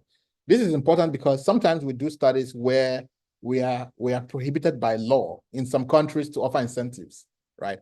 So for example, we do large international surveys where in some countries, we cannot offer incentives to anybody in that country. So in that case, we want to say that this raffle draw should exclude people in certain countries, right? But in this case, everybody's eligible for this raffle draw. So we say it's, apply incentive plan to whole population, and then you save your settings. Let's see. So you save your settings. So now this tells me that I have an incentive plan, which is a raffle draw. The number of target sample is 4. The value for each person is $10. The status is unpaid. And the total amount I have to pay is $40. I have to check out now. So next tells me I have to confirm the setup. Do you want to proceed to make payment for the selected incentive plan? I say confirm. Now I have to check out.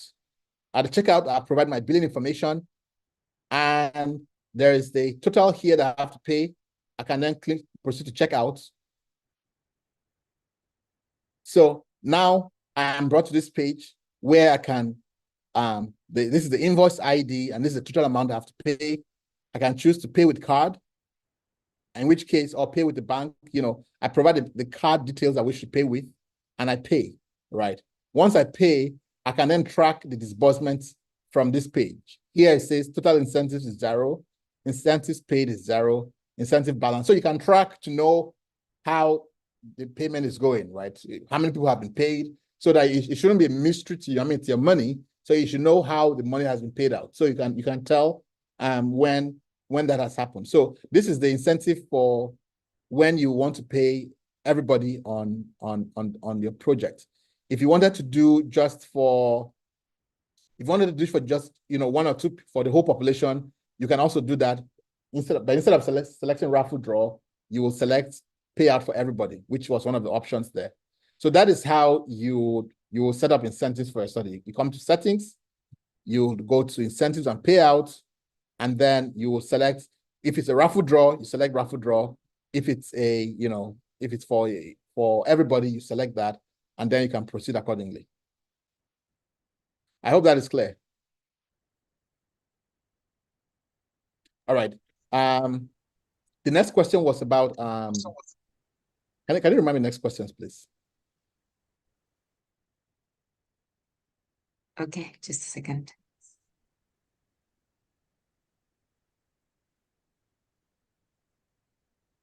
That if it was, what if we were doing a study of, oh, do we need ethical clearance? No, you don't. If you're using the Chi-Square platform for whatever reason, no, you don't need any ethical clearance from the platform. The first one was how the relationship between the name Chi-Squares, I believe. That's what informed your choice of? Mm-hmm. Okay. Mm-hmm. Yeah, what informed your choice of the name from the Chi-Square test? Okay, so we're looking for a name that had 2 syllables only. Like, you know, Chi-Squares has 2 syllables. We don't want a word that is very long, because then it's now hard to remember. We're looking for a word that was very memorable, right? Chi-Squares is one of the Chi-Square test is one of the most popular tests in research. We also wanted a K-sounding word, like, you know, if you look at words like Coca-Cola, K-sounding words are very memorable from just market research. So it had to be 2 syllables. It had to have preferably start with a K consonant, so it's memorable, and it should immediately make people think of data or statistics. And that was the only word that could meet our criteria. Initially, we wanted to go with Chi-Square tests, right? Like Chi-Square as one word. But when we went to GoDaddy, let me see whether that is still there. We went to GoDaddy and we tried to buy the domain Chi-Square. Let me see if it's still there. Chi-Square.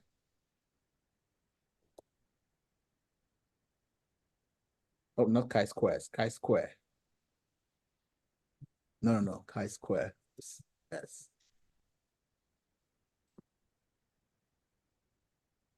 Why does it keep coming up with, okay. So our initial, let me one more time. Because the initial our initial search with Chi-Square was pretty unsuccessful, because the domain was pretty. Let me do one more time. I was surprised if it's still there, but let's try it one more time. Okay, maybe it's no longer available. Chi-Square was going to cost us $10,000 in terms of, you know, the cost of just buying the domain. I was like, no.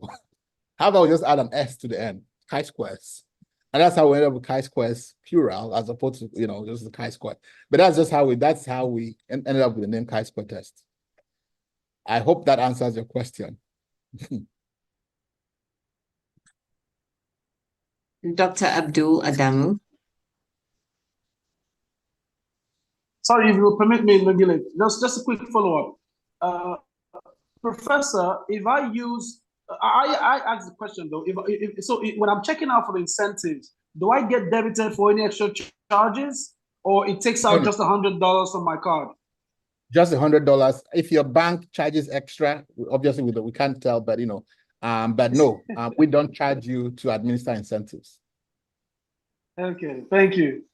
You're welcome. Yeah.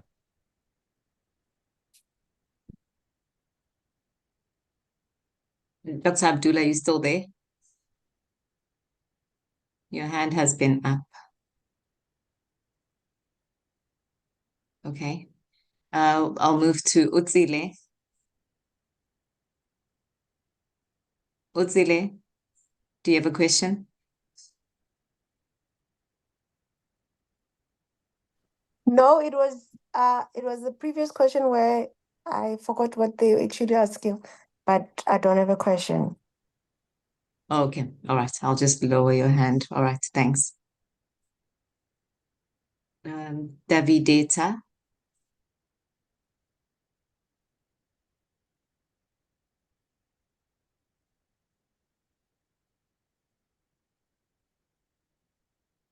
All right, nothing. Yeah, so I think it was able to send us the link so that we can be able to access them. So it's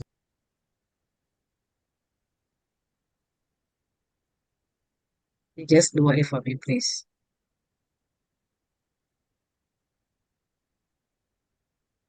Yeah, I don't get that.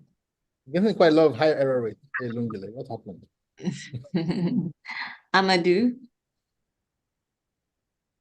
Yeah, thank you so much. Hi, Prof. Hello. Yeah, I was just putting my heads around, let's say, secondary data, like in terms of sample computation you've made earlier. So most of those, let's say, nationally available data, both here in the US and even DHS and all of that in LMSC context. So in situations like that, I was just trying to put my heads around some of the let's say, alternative analytical frameworks, especially for rare events and as well small sample size. In that, the whole idea of methods like fifth penalized likelihood regression or exact logistic stuff, Bayesian logistic regressions, and some of those options. So would there be a particular point in time that you may, for example, be having a session on, which could also be super helpful, especially for secondary data analysis, where we are looking at rare epidemiological outcomes? I came to read more about that when I was trying to model HIV data set for Gambia, because the national prevalence is as low as less than 2.3%. That is considered rare, and then the outcome was count, and then was more like my supervisors, we were trying to put our heads around some of those alternative methods that we could use, and that was how I came to read about them. So it's more like general comments and looking forward to probably if there will be a session on some of those at some point in the future. Yeah, definitely. We've had a session previously on analysis of secondary data. That was an entire boot camp, and some of the issues that arise with that. Of course, the biggest issue is that with secondary data, it is what it is. What you have is what you have. You can't change it, you can't increase it. And so what statistical approaches make sense, right? How do you approach everything from the context of secondary data, from sample size calculation? Obviously, in this case, you don't need to calculate sample size because the sample size is already there and it's fixed. But in applying for a grant, you can't just say, oh, sample size is not it's not relevant. Of course, it's still relevant, even though the approach to that will be different in this case. For example, we don't need you to tell us the number of people you need for the study because the sample size is already there and it's fixed.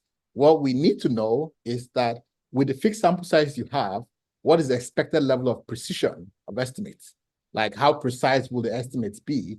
Given that you can't go back and change time and collect more data, you have what you have, it is what it is. But with what you have, how precise will the estimates be? If you're going to look at subgroup analysis, let's say a group that is, for example, just 10% of the population size, you are very interested in, let's say, examining disparities in the outcome overall and among subgroups, and you're interested in this very small subgroup, let's say American Indians or Alaska Natives, and in the sample size, in the data set, you only have, let's say, 200 of them or 75 of them. Question then becomes, what would mathematically be the precision of the estimates given that small sample size for that subgroup, and of course for the larger group? Those are some of the considerations. And then what kinds of methods do we need to use for existing data sets where we have small groups, right? Whether it is the overall group or within a small subgroup that we were trying to use, do we then default to non-parametric tests? Do we what's the role of things like bootstrapping, right? Sampling with replacements. And those are some of the things that we considered in the previous bootcamp. But again, we'll have a session for that.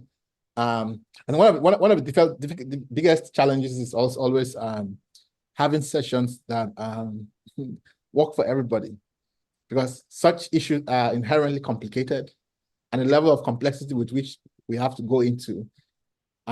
We're going to hear all manner of complaints from feedback. Oh, that session was so complicated. So maybe we're going to have such sessions. We're going to say trigger warning. This is not for beginners. And then people can then enroll themselves into sessions that are appropriate for the level of complexity. So overall, we'll try to deliver the session in such a way that it works for everybody, but that's very hard because people always complain that the sessions were too hard, regardless of how many times we repeated any concept. So yeah, but we'll have a session like that, and we'll advertise it for the right level of enrollments. All right, any other question, Lungile? Before you continue, Dr. Kaku, can you please ask them to post these certificates that we are sending every week? Please, we ask you to kindly post your certificates every week. That's guys, come on, that's the least you could do. So please, when you get the certificates, we request that you post them on LinkedIn and you tag Chi-Square, so that again, our goal is to have as many people enroll in the session, because that's we are a tech company with a strong element of social entrepreneurship, and our chosen domain of exerting an influence is through education and empowerment. The reality, however, is that we don't have a whole lot of time to talk about our educational company. We're too busy writing code. So we rely on you to help us spread the word so that folks can enroll, because again, we strongly believe in social entrepreneurship, and our chosen area of impact is education and empowerment in that area. So please, that's why we always ask you to tag folks, so that other people can also learn of these opportunities and also partake of them. So please, we expect you, and we would appreciate if you do so. Okay, have I delivered well on that, Lungile? Yes, and now that you've spoken, I believe we will see at least 100 tags on LinkedIn. So yeah, Christine, Uma, I hope you know it's not enough to just attend. You have to complete the survey, and you have to provide your name and email address. We do not receive, sorry, okay. We don't get a report. I know that some of you always believe, I think I've seen someone writing something like that. We don't get a report from Zoom for attendance, as you know, that's the norm, right? But because we're using one link, we've set it up in such a way that we just want to use one link for each and every session that we have. So that way we do not get a report. Hence, we need you to provide your name and your email address every time you join a session for you to receive a certificate. Okay. And if I might, and also check your spam folder. Also check your spam folders. Okay, there were other questions on the chat, but let me take I was going to just, if I might, okay, sorry. The reason why we always encourage folks to take the surveys is feedback. So please, we really appreciate, we actually read through the feedback you provide, and we actually change how we offer the courses or what we offer based on feedback. So it's not just a mechanical exercise that is rooted in uselessness. It actually serves a very functional role. So please, if you have some feedback, it doesn't it doesn't have to be something major, it could be major, it could be minor, it could be whatever, right? But we're really interested in hearing that and trying to incorporate that in future sessions. So please, that's why we ask for feedback. It's not for anything else. Thanks, Dr. Kaku. Daniel? Yeah, thank you, Prof, for your lectures. Please, we've always said wide and narrow confidence interval. Is there any objective definition of this? What value can we have? I will say this is wide. What value can we have? We say this is narrow confidence interval. Thank you. That's a good question. It's like the same way we say people, somebody's tall or short, right? It's like, it's in the eyes of the beholder, but yeah, you can say that somebody's very short, quasi-objectively, right? So bottom line is it's subjective. It's a subjective construct but when you see it, you realize, oh, this is pretty wide. So again, we don't have a cutoff rule for saying this is wide confidence interval, this is short, but it's one of those things that it's you can tell when you look at it that, oh, this is pretty wide or this is pretty short. But the standards vary based on the context, and there are rules of thumb, but like I said, the only rule of thumb is that there's no rule of thumb, but it's based on your judgment and what makes sense in that context. Thank you, Prof. Yeah, you're welcome.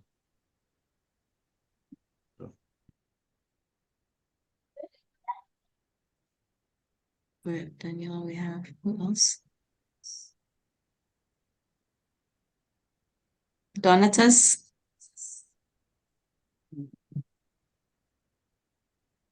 Thank you, Prof. Prof, you have been doing extremely well.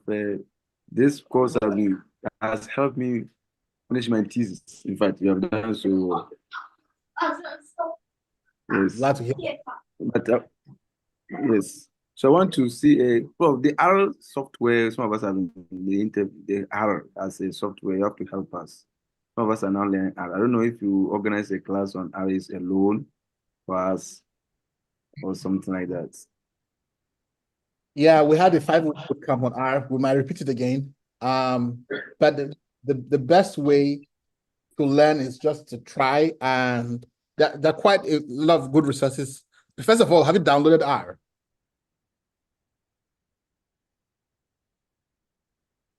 If you haven't, just click, do a quick Google search, R download, and you can download for Windows, you can download for Mac. So that's the first step, right?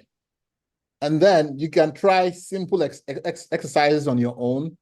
UCLA has a pretty good program for basic data analysis. So go to UCLA, and if it's data you want to learn, you go to UCLA's data. Again, they have pretty nice tutorials for people who have no experience in analysis. And it starts from what I love about UCLA, how they really teach is they start from a basic, like, okay, how do I even get my own copy of Stata? Where to run Stata, how to get Stata, how to install it, and then it now starts from just their output is always great because it's annotated. So it's a great resource for learning. So here you see they have resources on descriptive statistics, regression, correlation, regression, t-test, ANOVA, whatever. All the things are here. You can look at them in Stata, in SAS, in SPS. UCLA does not love R at all. I can see they don't have sessions on R. Okay, let's try somewhere else then. So they have sessions on Stata, SPSS, SAS, M+, and R. Not much love for R there.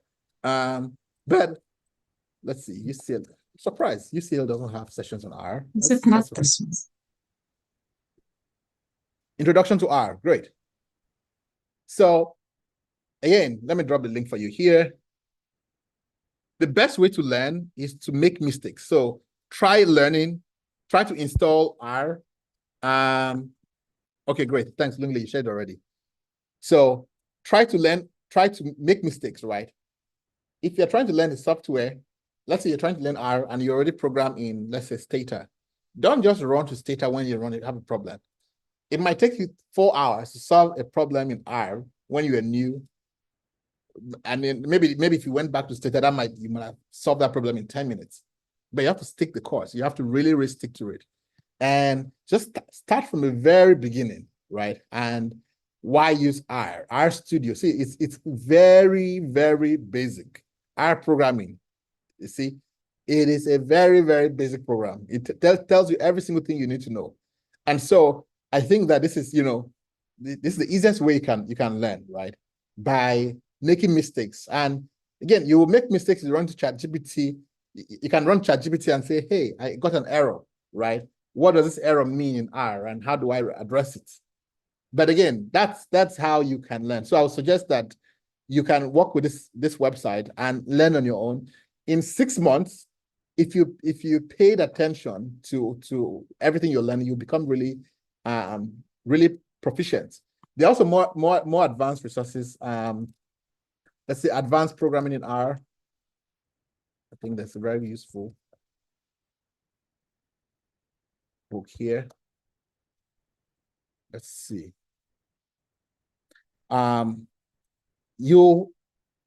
If you're really serious about learning R, I would suggest that you read every single resource by Hadley Wickham. He's a professor of statistics, and he is one of the major contributors to R. So there's no way you want to become a, pretty proficient in R and not read all of the materials by Hadley Wickham. So my suggestion is start with the basic resources from UCLA that just gives you the baby steps into R. Now, when you're done with those, you should be able to finish everything from UCLA within 2 months, right? 2 months meaning that if you woke up every day, you say, geez, I'm going to spend 1 hour every day going through R. 2 months will cover you will cover everything from UCLA from beginning to end.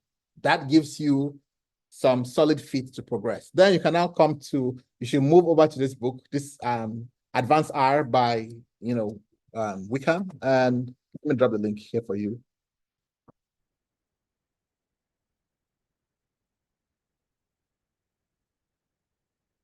He's from New Zealand.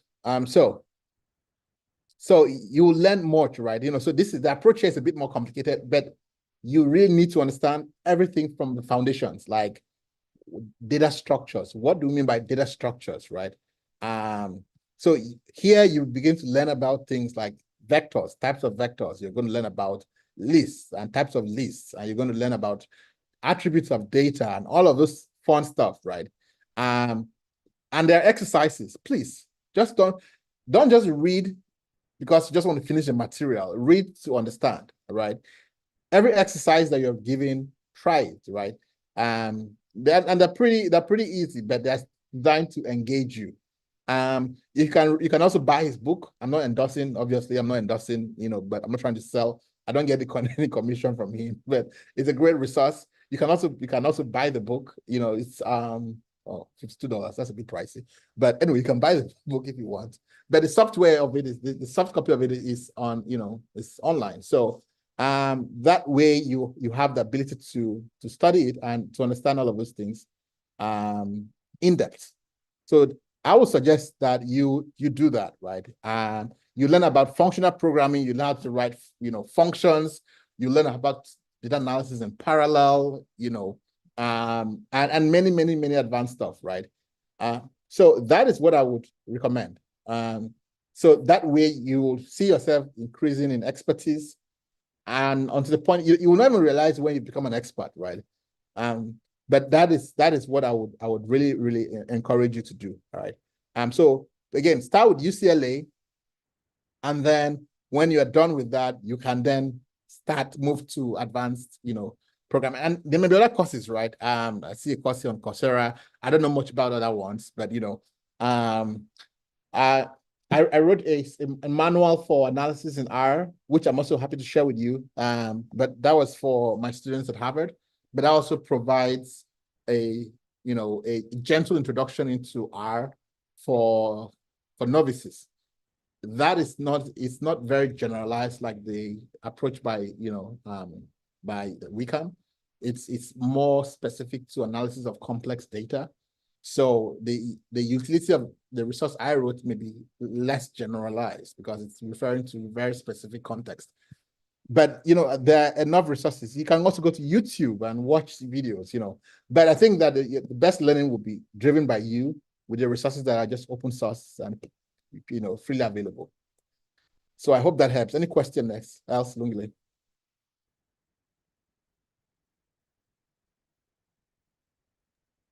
There was a question on missingness. Okay. Let me look for it again. Would you please say something on how to assess missingness pattern and how to manage it before doing regression analysis? Okay, so for missingness, there are there are conceptually, there are three types of missingness that functionally, let's just leave the theory. Let's talk about just practically, right?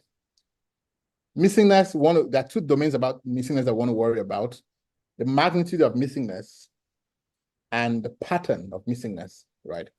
The magnitude means that how much of the data is missing, right?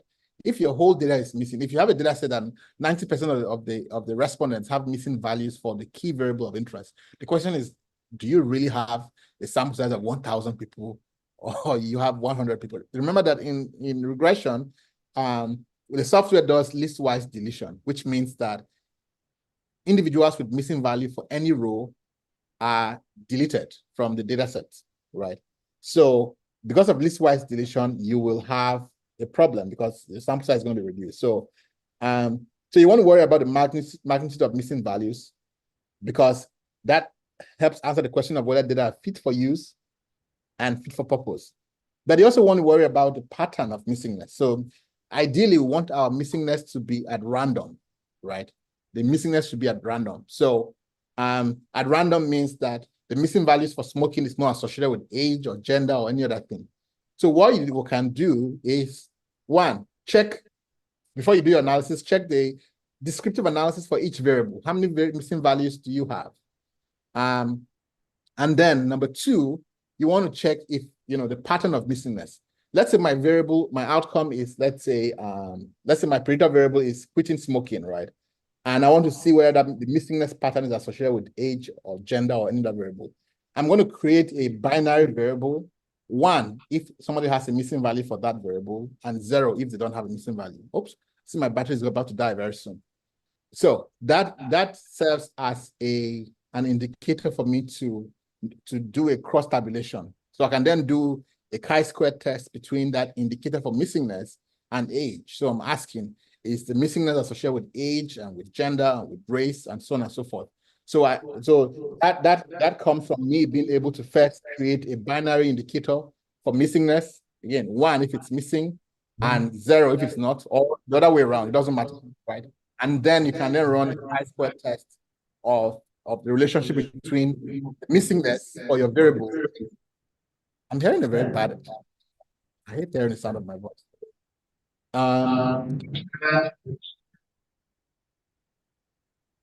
And the variables in your analysis, right? So that's how you could do it. So in general, you want to make sure that you account for both the magnitude of missingness and then the pattern of missingness. Now, if you find that there's no association between the missing values and between your outcome of interest and the missing values, that's great. That means that the missingness is at random. Now, the question is, what do you then do when the missingness is not at random, right? So you have missing values in the variables of interest, and the missingness is not at random. Now, there are many ways we can address that. One of the ways we have covered in the previous session is IPW, which is inverse proportionality weighting.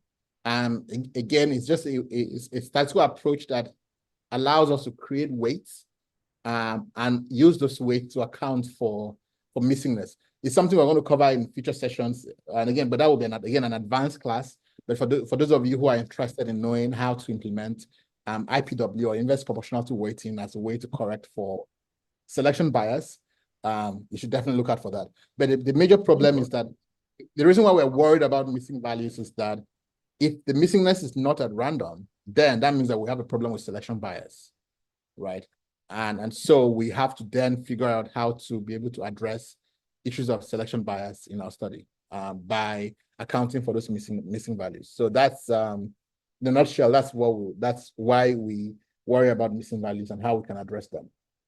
So again, your homework, if you're interested in that, you can read up on IPW. It's a method we use a lot in causal inferences, but you can also apply it to your analysis in general. So you can read up on it and understand intuitively what IPW is, inverse proportionality weighting is, and how we use it. A great learning resource will be this book here. Let's say causal inferences. Let me Miguel and then Harvard. So for those of you who are interested in learning more about causal inferences, this is a great resource. Let me drop a link here for you. This is a great book by Miguel.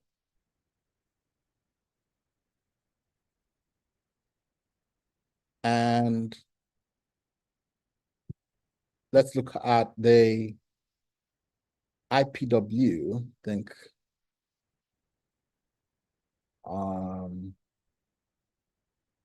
Stabilize IP weights.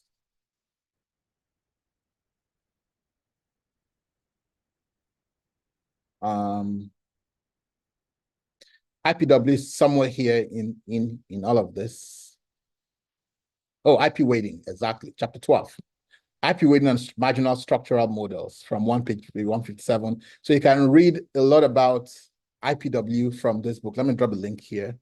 So this is a great resource for those of you who want to learn more about causal inferences. Let me just drop a direct link to the book.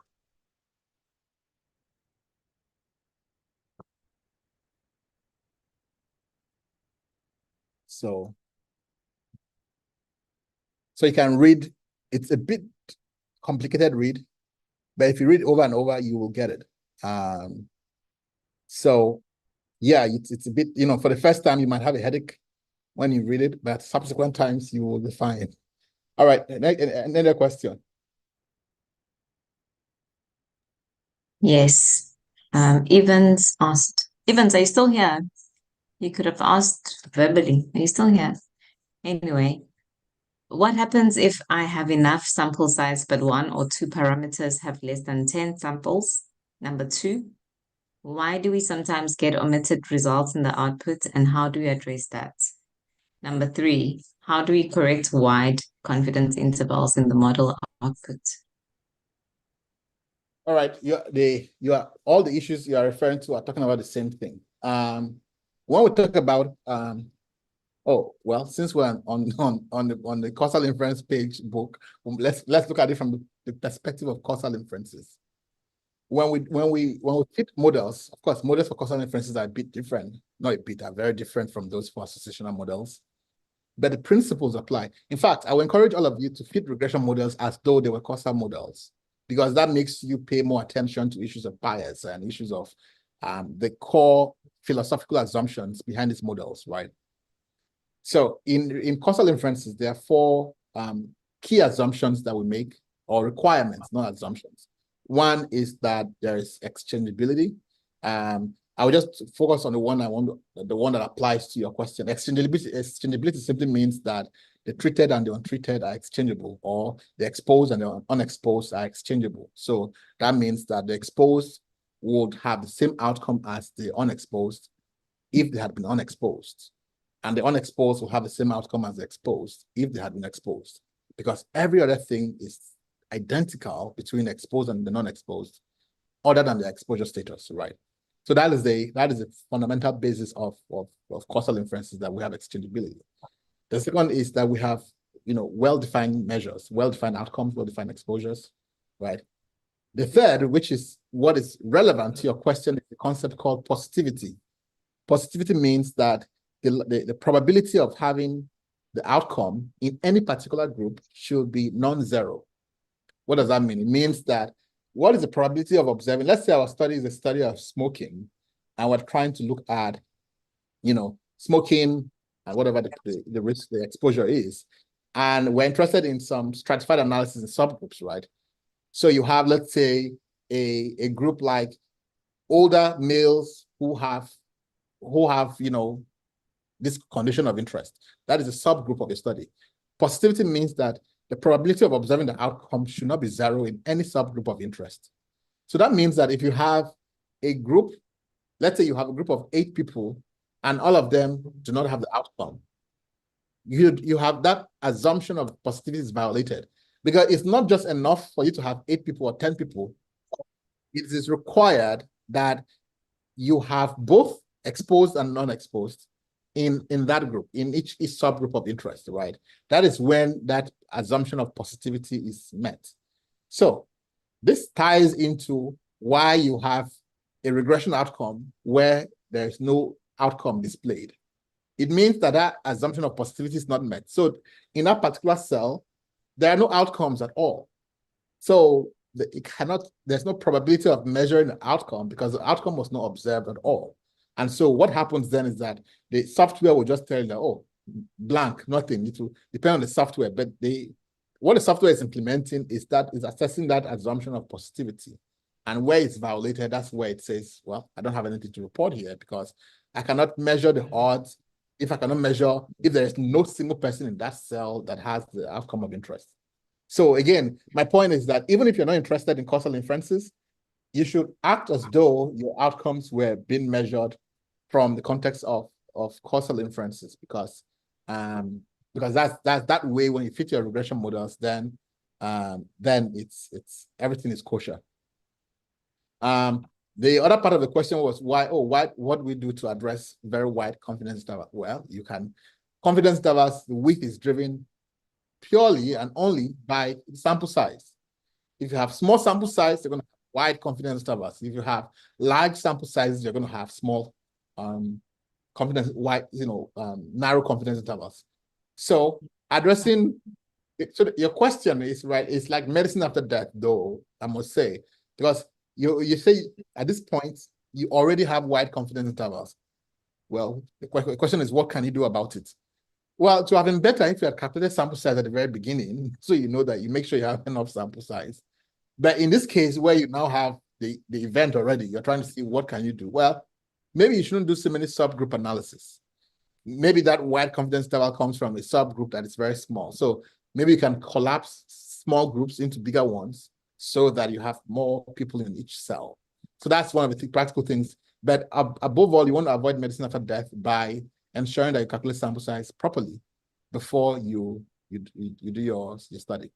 That's how you can address it. All right, next question.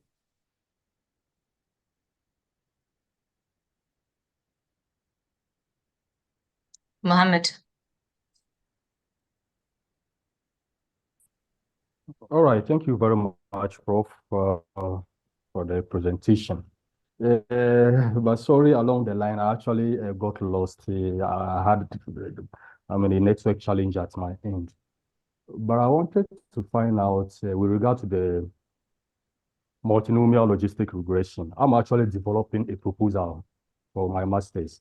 And one of the objectives that I'm looking at is to investigate various risk factors that are associated with hookworm infection. And I'm actually looking at predicting endpoints for hookworm infection, one of the neglected tropical disease. So I actually want to find out, looking at the various factors, we have the geographic, the demographic, socioeconomic, whatever. So I actually want to know, is it the individual risk factors that actually makes it a multinomial logistic regression, or you are actually looking at the categorization of each of the risk factors? So, for example, socioeconomic status. So, is it that the categorizations under that particular risk factor actually makes it a multinomial, or you are just looking at the individual risk factors? Thank you. You're welcome. All right, so hookworm infection, how are you measuring it? All right, so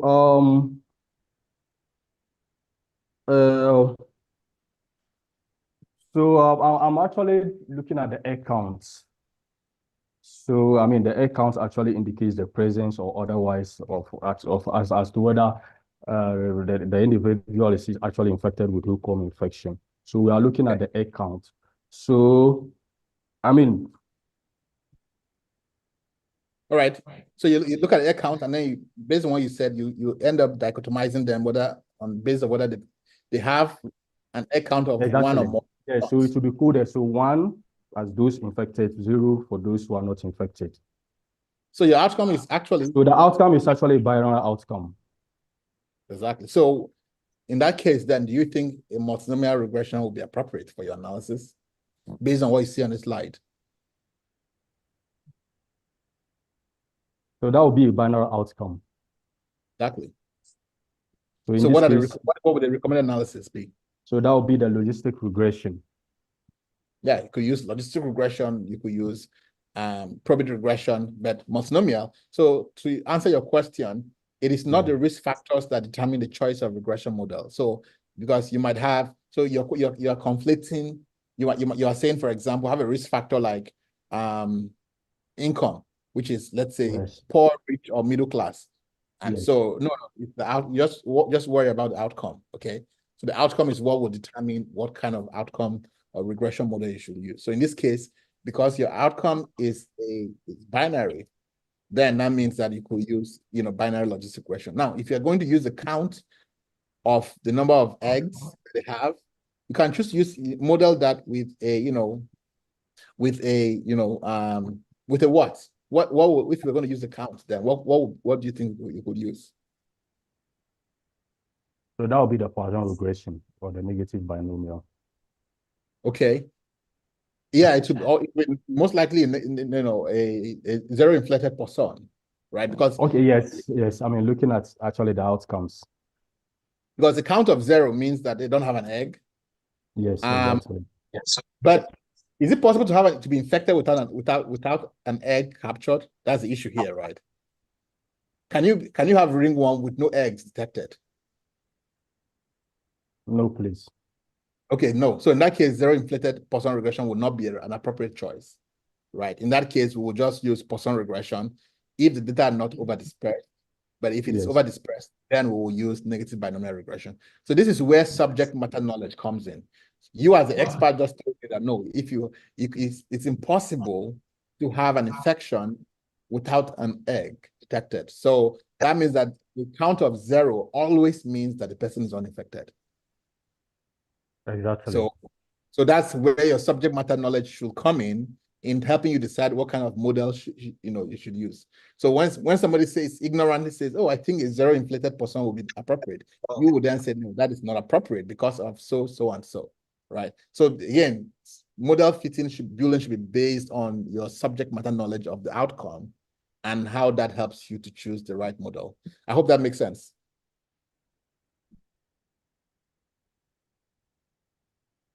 Okay, I'll take silence as consent. Any other questions, please?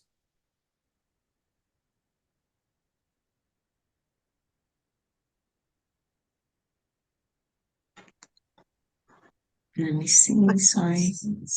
Oh, I almost Musa. So Can I ask Sorry, my Amadou. questions? Musa. Hello, good evening. Thank you very much for this wonderful session. It's my first time joining though, but I've learned a lot. I hope I'm audible enough. Yes, you're very clear. All right, thank you so much. So I'm from the Gambia, and I was planning to use the DHS dataset. So there are two variables that I was interested in. I wanted to see if contraceptive use among young women is associated with HIV testing behaviors. But looking at the variables, contraceptive use is current, and then for HIV testing is within the last 12 months, and HIV testing is my outcome variable. So I wanted to know whether this analysis is possible, looking at the fact that contraceptive use is current and is my independent variable. Okay, so that's a good question. So what you're saying is here that you have an outcome here that was measured. Let's see if I can grab a screenshot here. Sorry. So what you're saying is that you have the exposure, which was measured here, and then the outcome was measured here, right? So this is where you are now. This time period captures the period between contraceptive use. This time period captures the time period for HIV testing, right? So obviously, the time periods do not overlap. When you when you measure the association between constructive use, which was measured in the past 30 days, and you are trying to associate it with HIV testing that occurred within the past 12 months, you are making an implicit assumption. The assumption you're making is this, that behaviors that were observed within the past 30 days are generalizable over this entire period. Because remember that we measured contraceptive use over the past 30 days. You are assuming that there is no seasonality in the use of contraceptives, that, it's used the same across the whole year. That may not be true, right? There may be some seasonality associated with how people use contraceptives. Maybe the way it's used in the winter may be different from how it's used in the summer, or different types of month. Maybe when people are on holiday, it's differently than when time periods in the year when they are in school or are very active at work. So that is the assumption you're making. So, and unfortunately, in the case of the data you have, it's an untestable assumption. So please, can someone, that person with the background noise, can you kindly mute yourself? So the question is, can you do this analysis? Yes, you can, but you have to understand the context of the limitations, right?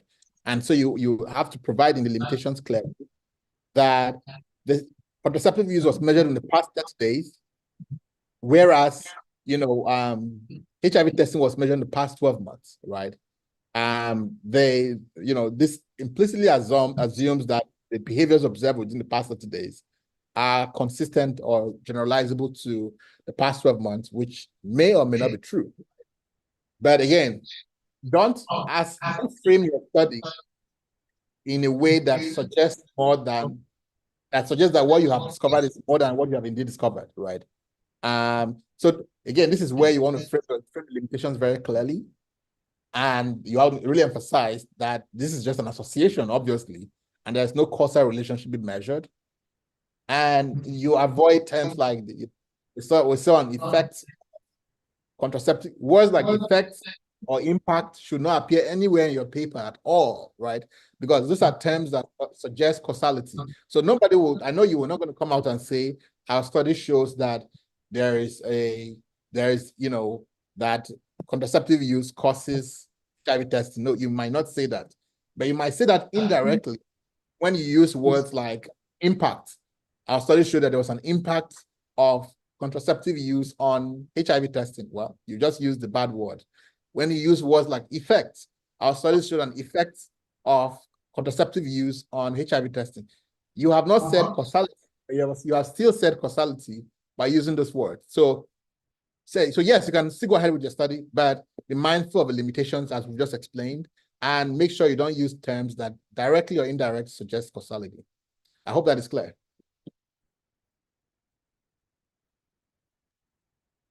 Okay, I'll take silence as consent. Next question, please.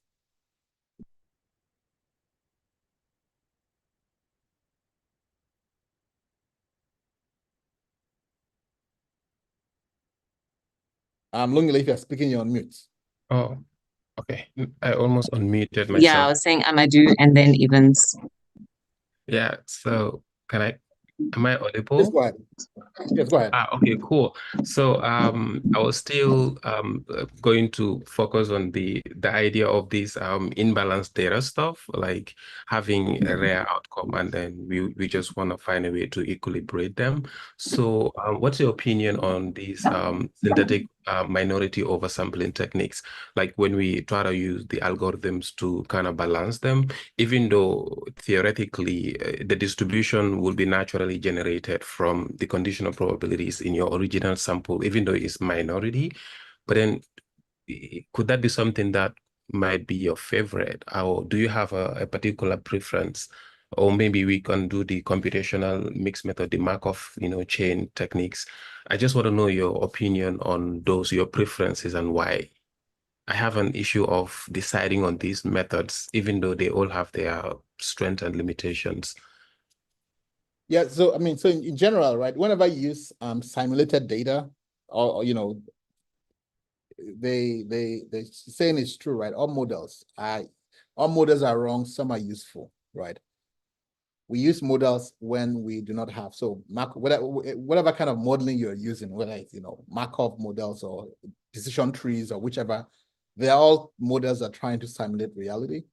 If we have data, we want to use data, of course. Observed data will trump any kind of model, any day, anytime, right? So our preference is to use, that's why in public health agencies like CDC, most of the evidence we do comes from observational data, right? We actually observe records. The question is, what happens then if we don't have data? Well, one, we can model. There's nothing wrong with modeling, right? But better yet, can we generate that data, right? Public health is all about, okay, how do we address a problem because you have to remember that the methodology is just a means to answer a problem, right? We said earlier that the dog should always wag the tail. That is that whole stream methodology. We have to ask ourselves, what is the end use of the data? And how will we communicate it, right? Those are two important questions that will then determine the methodology, right? The method through which we achieve the results are way less important than those two objectives. Who are we trying to communicate with, and what is the end goal of the data?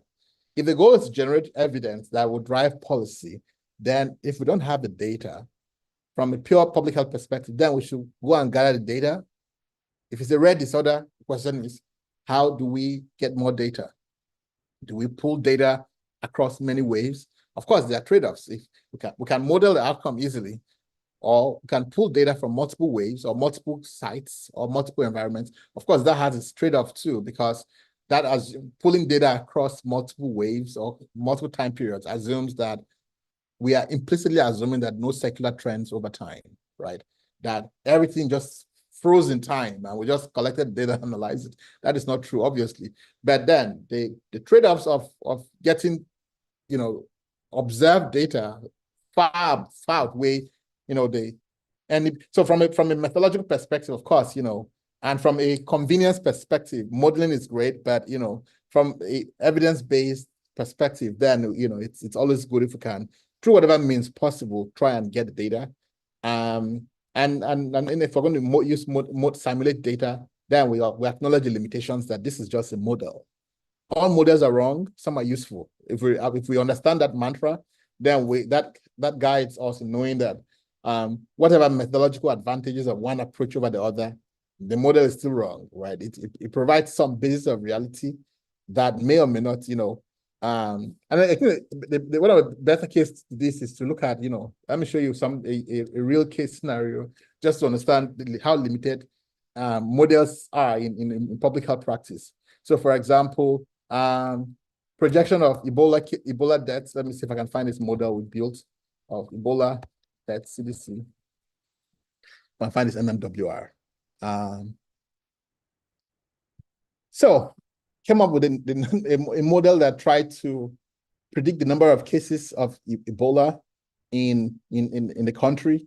I'm not sure if this is paper but the bottom line is that this, every single model we've ever come up with has been just woefully wrong, right? It doesn't matter what the parameter is. Number of deaths, number of infections, number of beds we need, whatever the case, right?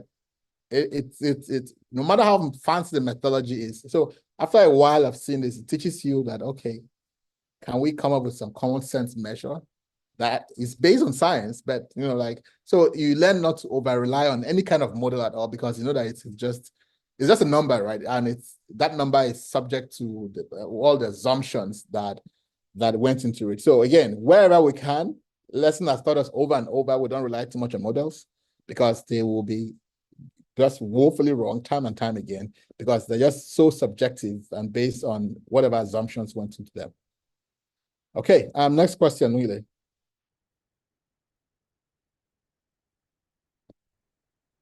Evans, you can unmute yourself.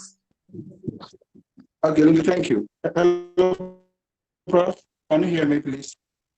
It's a bit broken, but yeah, I can hear you. Okay, so this is a follow-up to what I asked earlier. So in this case, how do we treat the omitted output? Should we go ahead and then report on the rest? Well, you should look at how well your model has performed.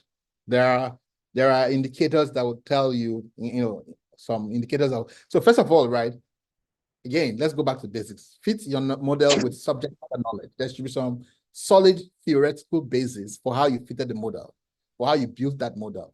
So that's the first thing I'm going to emphasize, right? The basics. Because that's the most important thing. How did you build a model? Why are you having this scenario where so many groups are missing, right? Your model clearly shows that there are assumptions that have been violated. Like I said earlier, even if you're just trying to build an associational model, treat it as though it was a causal model. And if it's a causal model, then remember the requirements we mentioned for causal inferences. One of it is that you must have positivity. Positivity means that in each group, there must be the probability of measuring the outcome should not be zero. That assumption has been violated already there and then. You do not have positivity in all the groups.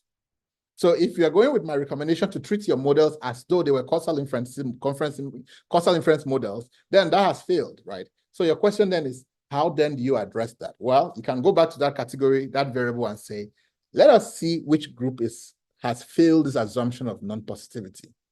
Do we collapse the groups together so that we have, at least that assumption met?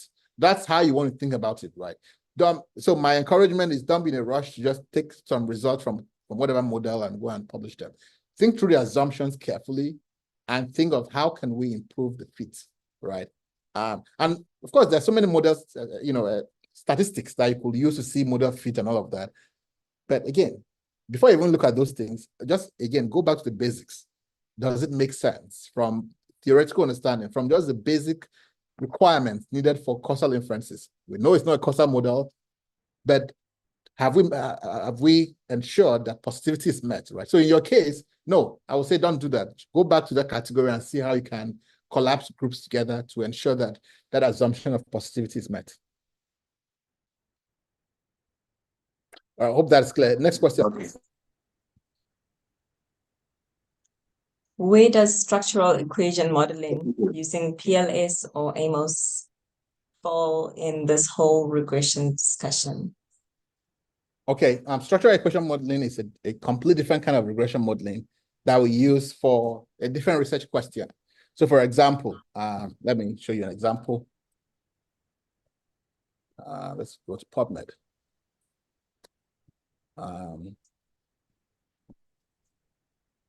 Let's see. Let me see if I can pull a paper that we wrote on SEM, structural equation modeling. So show you how we use it, structural equation.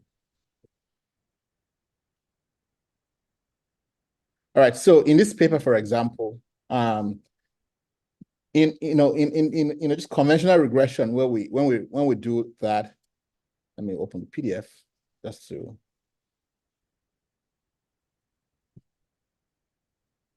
So in a general regression, right, where we are interested in a unidirectional relationship, right? Let's say between an exposure and an outcome. Now, in reality, however, sometimes some relationships are more complex, especially for people who do work in the social sciences. In epidemiological sciences or some of the other sciences, we always have more. Sorry, please, cannot individual.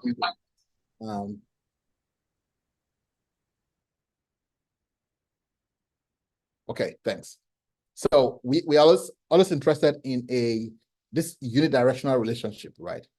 But in other contexts, especially in the social sciences, the relationships we measure are more complex, right? It might be, in multiple directions, right? Not just one directional like that. So the question then is, how then do you model that relationship where you are saying that, here we're interested in the research question is the relationship between, the smoking sensory perceived experience and the packaging elements of tobacco products, right? So here the relationship is multidirectional. Of course, we're interested in the relationship between tobacco packaging and sensory experience. But first of all, the issue is that this is a latent variable, right? And we have to, first of all, capture it by the parameters like taste and flavor and satisfaction, right? And then there are the relationships are in so many directions that reflect the real world, right? It's not a simple case of saying, oh, smoking causes cancer. And we're trying to measure that direct relationship.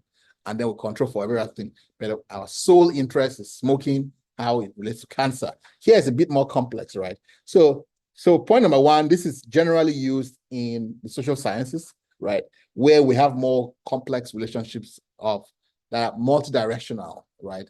And simultaneous in nature. And so I'll share this paper with you. We can read that to provide some more context. But the difference is that here, this is not necessarily a unidirectional relationship we're measuring. We're measuring, how multiple things coexist and co-impact each other. And in that case, we therefore need a more structural kind of model to help us capture all of those relationships. All right, next question. Prof, can you please explain causal inference versus causal inference? Okay, causal versus casual inferences. Casual inference is just associations, right? When we're measuring, when we say, association between A versus B, so associational models in general, we call them casual inferences. Causal inferences, the name implies, we're looking at causality. A causes B is causal, and the relationship is always in one direction. A causes B does not mean that B causes A. However, A is associated with B means that B is also associated with A. So you see that there is that difference here. Associations are reversible. So A is associated with B means that B is also associated with A. But the reverse does not hold true for causality. So the methods we use for causal inferences are very different. Again, I would recommend you read this book, Causal Inference by Henan, if you really want to have a clear understanding of, of causal. Of course, there are other books too, but this is one of the better written books on causal inferences.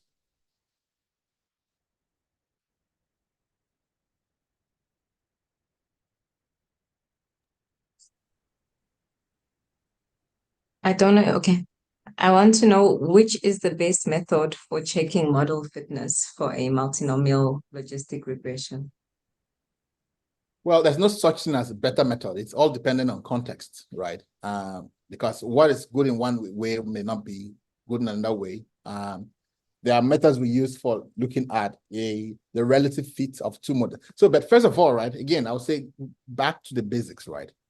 Before you fit any model, this is the wrong way of fitting models. People just throw things into models and then they look at parameters and say, oh, wow, my adjusted R-squared is very high, which means that the model explained everything. Well, your adjusted R-squared could be very high because you have an overfit model, right? So those should develop a culture of weighing the philosophical and intellectual contributions way more than whatever some number is telling you, right? You should go into that model clearly understanding why you selected certain parameters, the theoretical or philosophical basis for model selection or building. I cannot emphasize that enough, right? And so when people ask me questions like that, I always try to emphasize that above all, you have to first of all know what you're doing, right? You have to understand why you selected the variables. There has to be some deliberate, intentional decision-making that is inspired by your subject matter knowledge and what you're trying to achieve in your regression, right? What outcomes are. Because if you fit a wrong model, of course, you're still going to get those statistics. You could tell you that your R-squared is this, and your AIC is this, and your BIC is this. But those numbers are completely useless in that context because you first of all choose the wrong model. There's model misspecification here, which is the fourth requirement for causal inference, right? It has to know you can't have model misspecification. So you need to know what the outcomes are, what kind of models are appropriate for this and for that, before you even do that. And so I know that is not a question you asked, but I'm saying that my answer is quite tangential, but holds true. That you got to know what you're doing. You have to make sure the model is the right one, which is a violation you see all the time. You always see cases of model misspecification. You have to look at the relationships for the individual variables and the outcome. And you have to say, is the relationship between, let's say, smoking or let's say duration of smoking and my outcome, sure, this is a linear variable, but do I really expect the relationship to be linear? can I think hypothetically or philosophically of scenarios where maybe the relationship could be quadratic, for example? So what does that mean for my model? Should I include this variable as a linear variable, or should I include a quadratic term for the variable? See, this is a philosophical question. These are intellectual questions I'm asking. Before I even looked at any number telling me that, oh, this is the model fit statistic. So you got to think of those things first, right? And then next secondarily, you can then use, parameters of, indicators of model fit. You can look at the AIC, which is the Akaike information criteria. You can look at the BIC. Those essentially try to penalize models for having too many parameters or in a model, right? If you're comparing two nested models, you can use others like, likelihood ratio tests to tell you which model fits better. But before you do all of those things, you have to have a solid understanding of what you're doing and make sure that your assumptions are rooted in reality. All right, next question, please.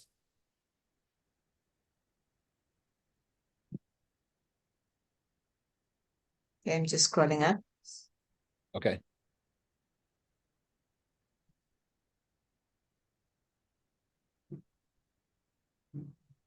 How can I reach out to you for some clarification? Come to class next week.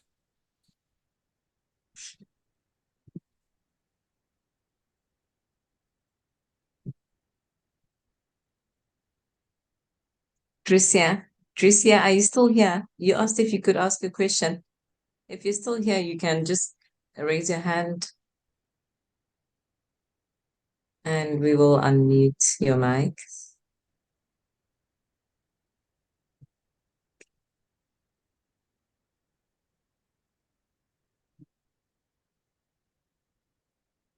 Okay, I can't see other questions. Please, if you posted a question earlier, can you kindly post it again? Time for next week is the same as today. Depending on where you are, it's 12 noon Eastern time in the US. South Africa, that's 6 p.m. Lagos, Nigeria, 5 p.m.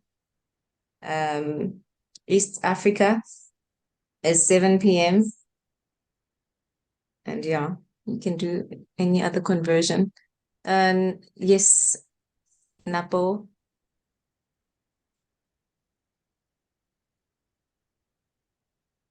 Napo, then Tricia. Okay. Prof, Doc, can you hear me? Yeah, I can hear you clearly. Okay. I think I just want to say thank you to you and Dr. Nkosi, but to the team as well. Often at times we go to restaurants and we give gratitude to the restaurant manager, the waiters, waitrons, and everyone, and we forget to say thank you to the kitchen staff and the chef. So all gratitude goes to yourself and your whole team. Having said that, I think we've heard enough of serious question, and if you don't mind, I would like to ask a playful question. In a sense that I think I've been following you and Dr. Nkosi for a long time now, that I've seen a pattern. And then if you let me ask this playful question, is that I've noticed most of your questionnaires or surveys often use an example of smoking. Why is smoking your favorite area of survey? Thank you. That is quite interesting. I actually do that very unconsciously. So I've done work in smoking for a long time. So first of all, I'm the editor-in-chief of the Journal of Tobacco-Induced Diseases. So this is now an advertisement session. Please, all of you, submit your work. Submit your work to the Journal of Tobacco-Induced Diseases if you are doing work in the area of tobacco. It is one of the 3 specific journals in the field of tobacco control, or one of the top 3: Tobacco Control Journal, Nicotine and Tobacco Research, and lastly, the Journal of Tobacco-Induced Diseases. I also worked at the U.S. Centers for Disease Control as a senior scientist in the Office on Smoking and Health for close to a decade. And during that time, I did walk around the world, helping set up surveillance systems like the National Adult Tobacco Survey, the National Youth Tobacco Survey, and many others. So whenever I use examples of smoking, it's actually an unconscious choice. But yeah, that's the easiest thing that pops up into my brain every single time. So that's why I use the tobacco example so much.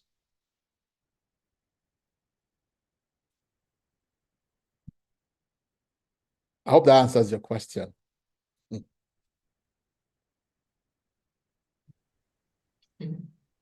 He asked a question.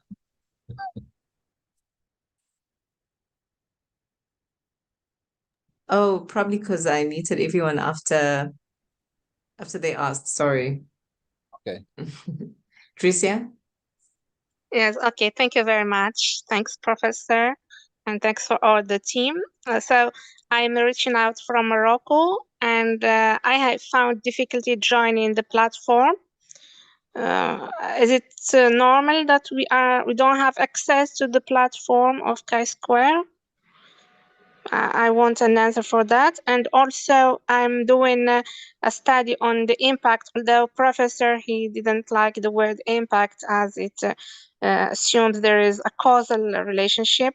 So I'm doing a study on the impact of reflection on doctoral students' critical thinking skills. So what type of regression analysis fits my study?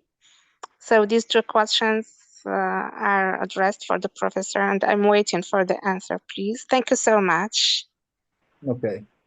So your study is looking at the association between what and doctoral students' outcomes. What's the exposure variable? The dependent variable is is critical thinking skills, and the independent variable is a reflection. Okay. So how does critical thinking skills, how is it associated with with reflection? So your outcome is reflection. How are you measuring reflection? Because that will determine, remember we said the dog wags the tail. How you measure the outcome will determine what kind of analysis, right? So the analysis plan is driven by your outcomes and how they are measured. So how are you measuring reflection? The outcome is reflection or critical thinking skill. I think it's the critical thinking skill is the outcome. So how does reflection impact or affect? I'm measuring critical thinking skills by tests, standardized tests. Okay.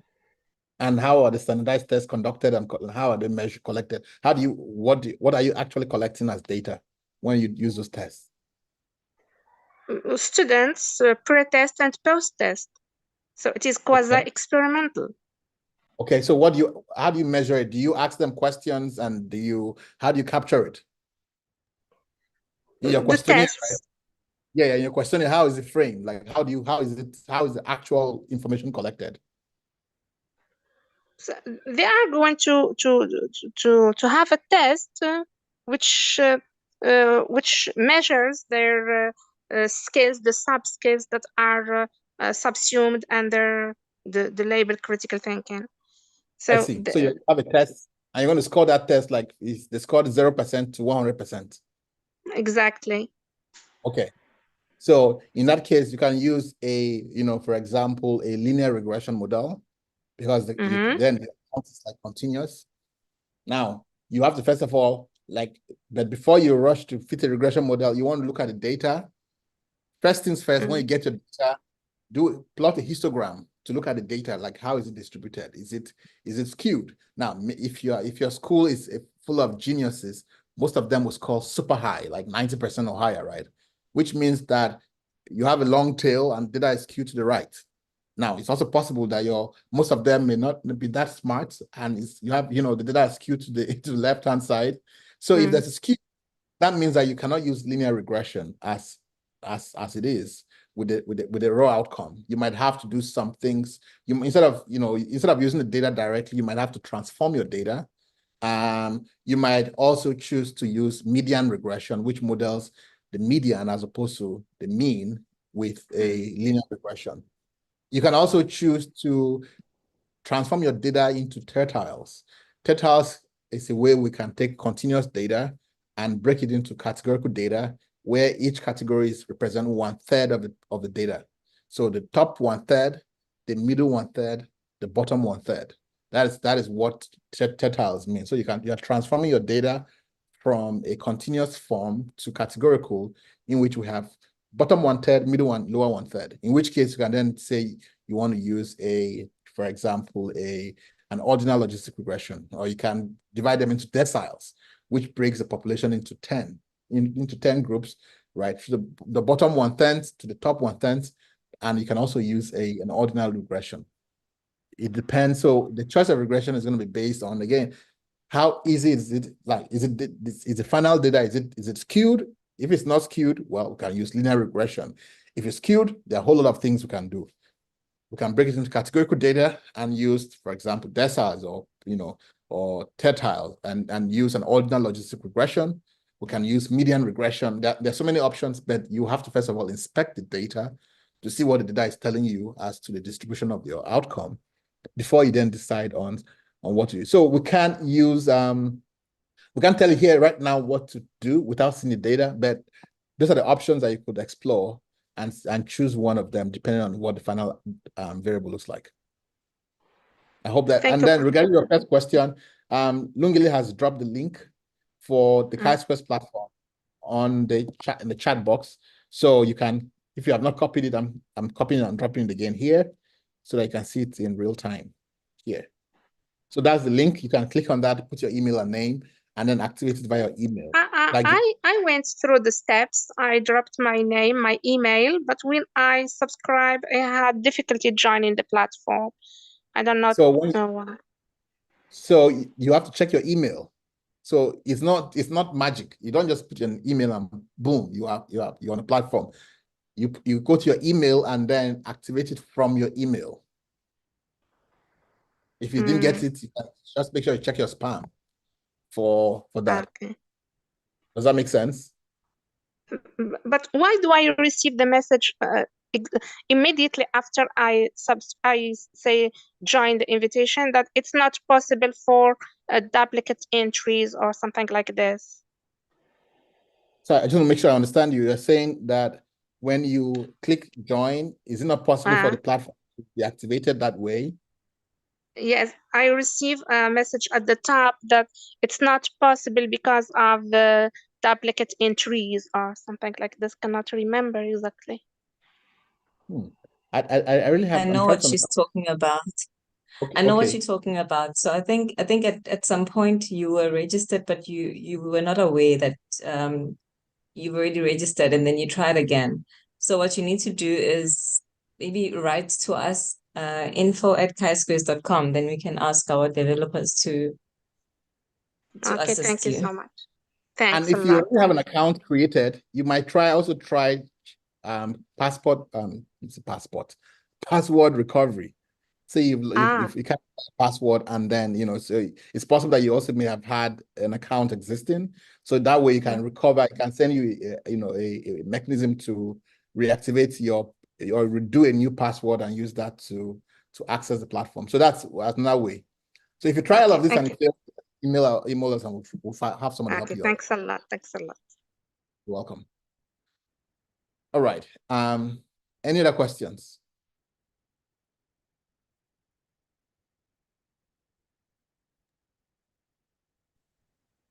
Okay, no questions. Can we use the chi-square in replacement for Graham Pad Prism or SPSS for data analysis?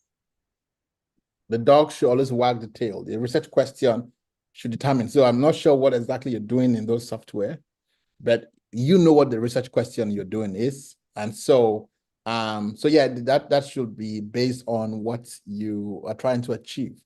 Different software have different things they do. No software does every single thing under the sun. So again, it's a function of what you're trying to achieve. And so the dog should always wag the tail. Evangeline, are you asking about the platform, chi-square platform in replacement for SPSS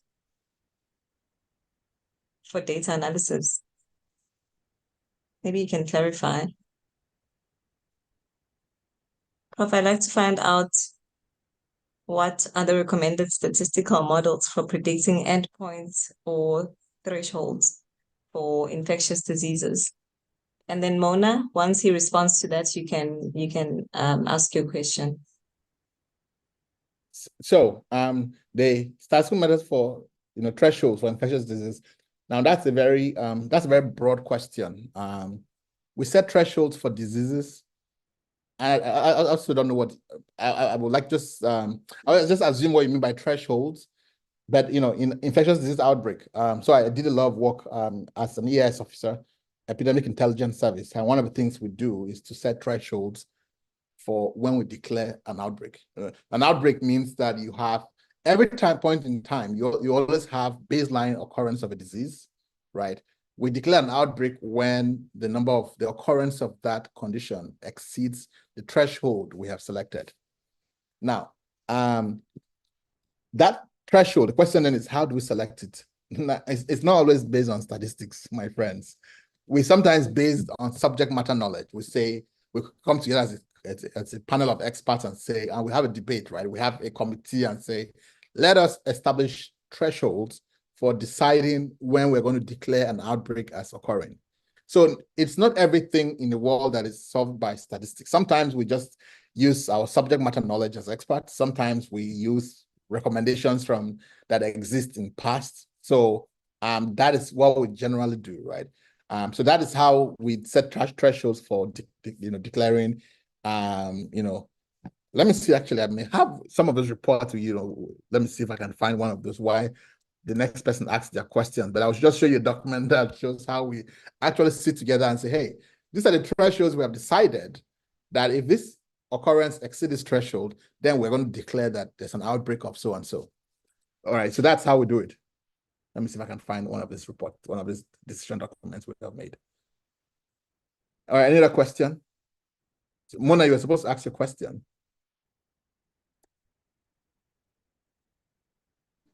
Yes, hi. So would you mind please repeat again how you interpret the variable right in the regression model you showed us, since it's a continuous variable?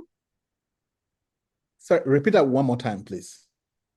There was a regression model, the binomial regression model, I believe it's from Stata that you showed us. Would you mind please repeat how to interpret the result of the variable? I see. I see. Okay, sure. I'm happy to do that. Yes. Thank you. All right, sure. Let me share my screen. Just a minute. Oops.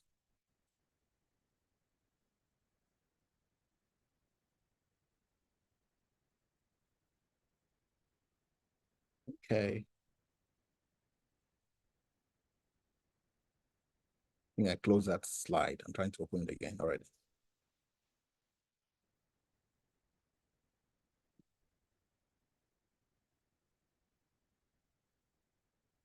All right, here it is. Share.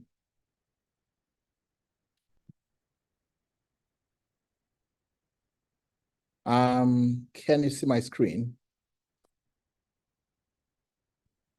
Yes. All right, so when it's a categorical variable, and then you ask for continuous, but I just want to provide context. When it's a categorical variable, we're comparing each group to the reference group. If it's a continuous variable, we don't have a fixed reference group. So for this category here, SCS, the fixed reference group is 1, whatever that 1 is, whether it's low income or high income, right? And all the other comparisons are in relation to that fixed reference group. When it's continuous, however, like we write, we don't have a fixed reference group. We're going per unit increase. Units means 1. So unit increase means from 0 to 1, or from 1 to 2, or from 2 to 3, right? So if we want to interpret it, I would say for every unit increase in right cause, the odds of reporting general over academic reduced by 6%. Right? How do we get 6%? We subtract this number from 1 and multiply it by 100. So there are 2 ways I can interpret this. I can say that for every unit increase in right course, the odds of reporting general over academic reduced by 6%, right? Or I can say the odds of reporting general over academic decreased by 0.954 times lower with every unit decrease or with every unit increase in right. So as right increases from 0 to 1, 1 to 2, 3 to 3, 3 to 4, right? With each of those increases, we're saying that the odds of being in general as opposed to being academic reduced by 6%, or was 0.94 times lower with every unit increase in right. Do you understand? Yes, thank you. Now, you might be, an extension of the question is, what if I don't want to report per unit increase? What if I'm interested in for every 10-point increase? Not 1 point, because I'm not interested in 1 point increase. I'm interested in 10 points.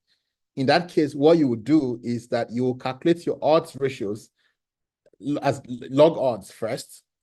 You will multiply those log odds by, so let's look at an example. Let's say that we are interested in, let's see, sorry, I don't have a regression model. Let me find a logistic regression.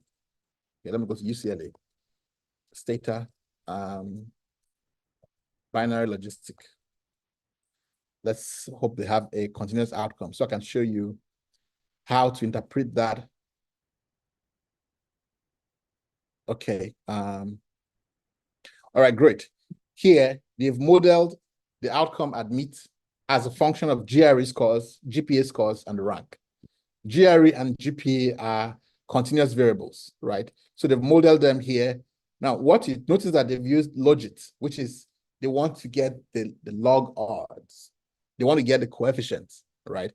When you get the coefficients, you then take the exponents of those coefficients to get your odds ratio. So here, see, they added OR, which is odds ratios. Now the results are now in odds ratio, so that we interpret this to mean that for every unit increase in GPA scores, the odds of, of reporting admits, or the odds of being admitted increased by 123% for every unit increase. Now, the question is, what if I don't want every unit increase? What if I want every 10 units increase? In that case, you would not generate the result with odds ratios yet. You will generate your result as log odds. You would take those log odds and multiply them by 10, right? And that gives you the coefficient, and you can then exponentiate, and that will give you the result for every 10-point increase in the predictor, right? So by default, every software will report it per unit increase. But sometimes we're not interested in per unit increase. Sometimes we're interested in a 5-point increase.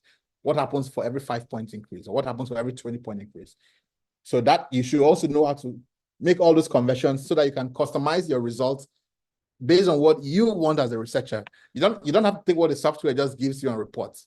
You have the flexibility, but for you to do that, you obviously need the theoretical basis for how these things work.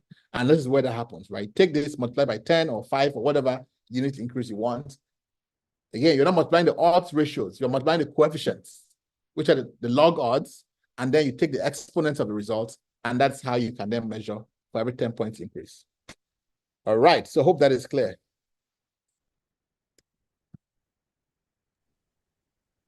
It is. Thanks so much. You're welcome, yeah.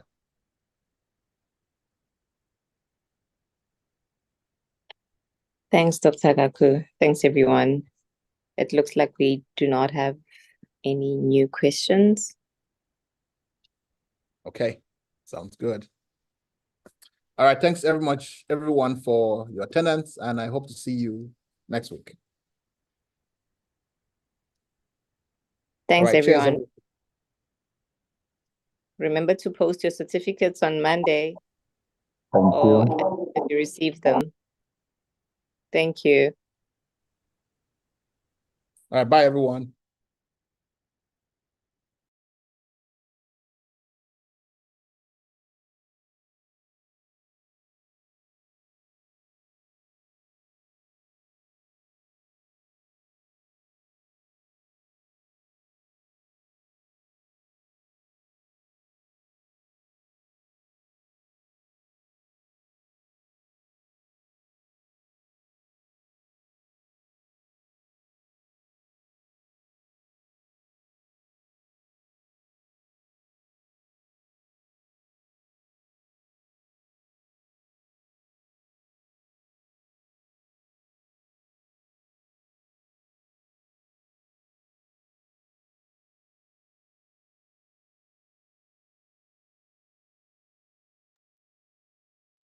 Ibrahim, I've posted the link again.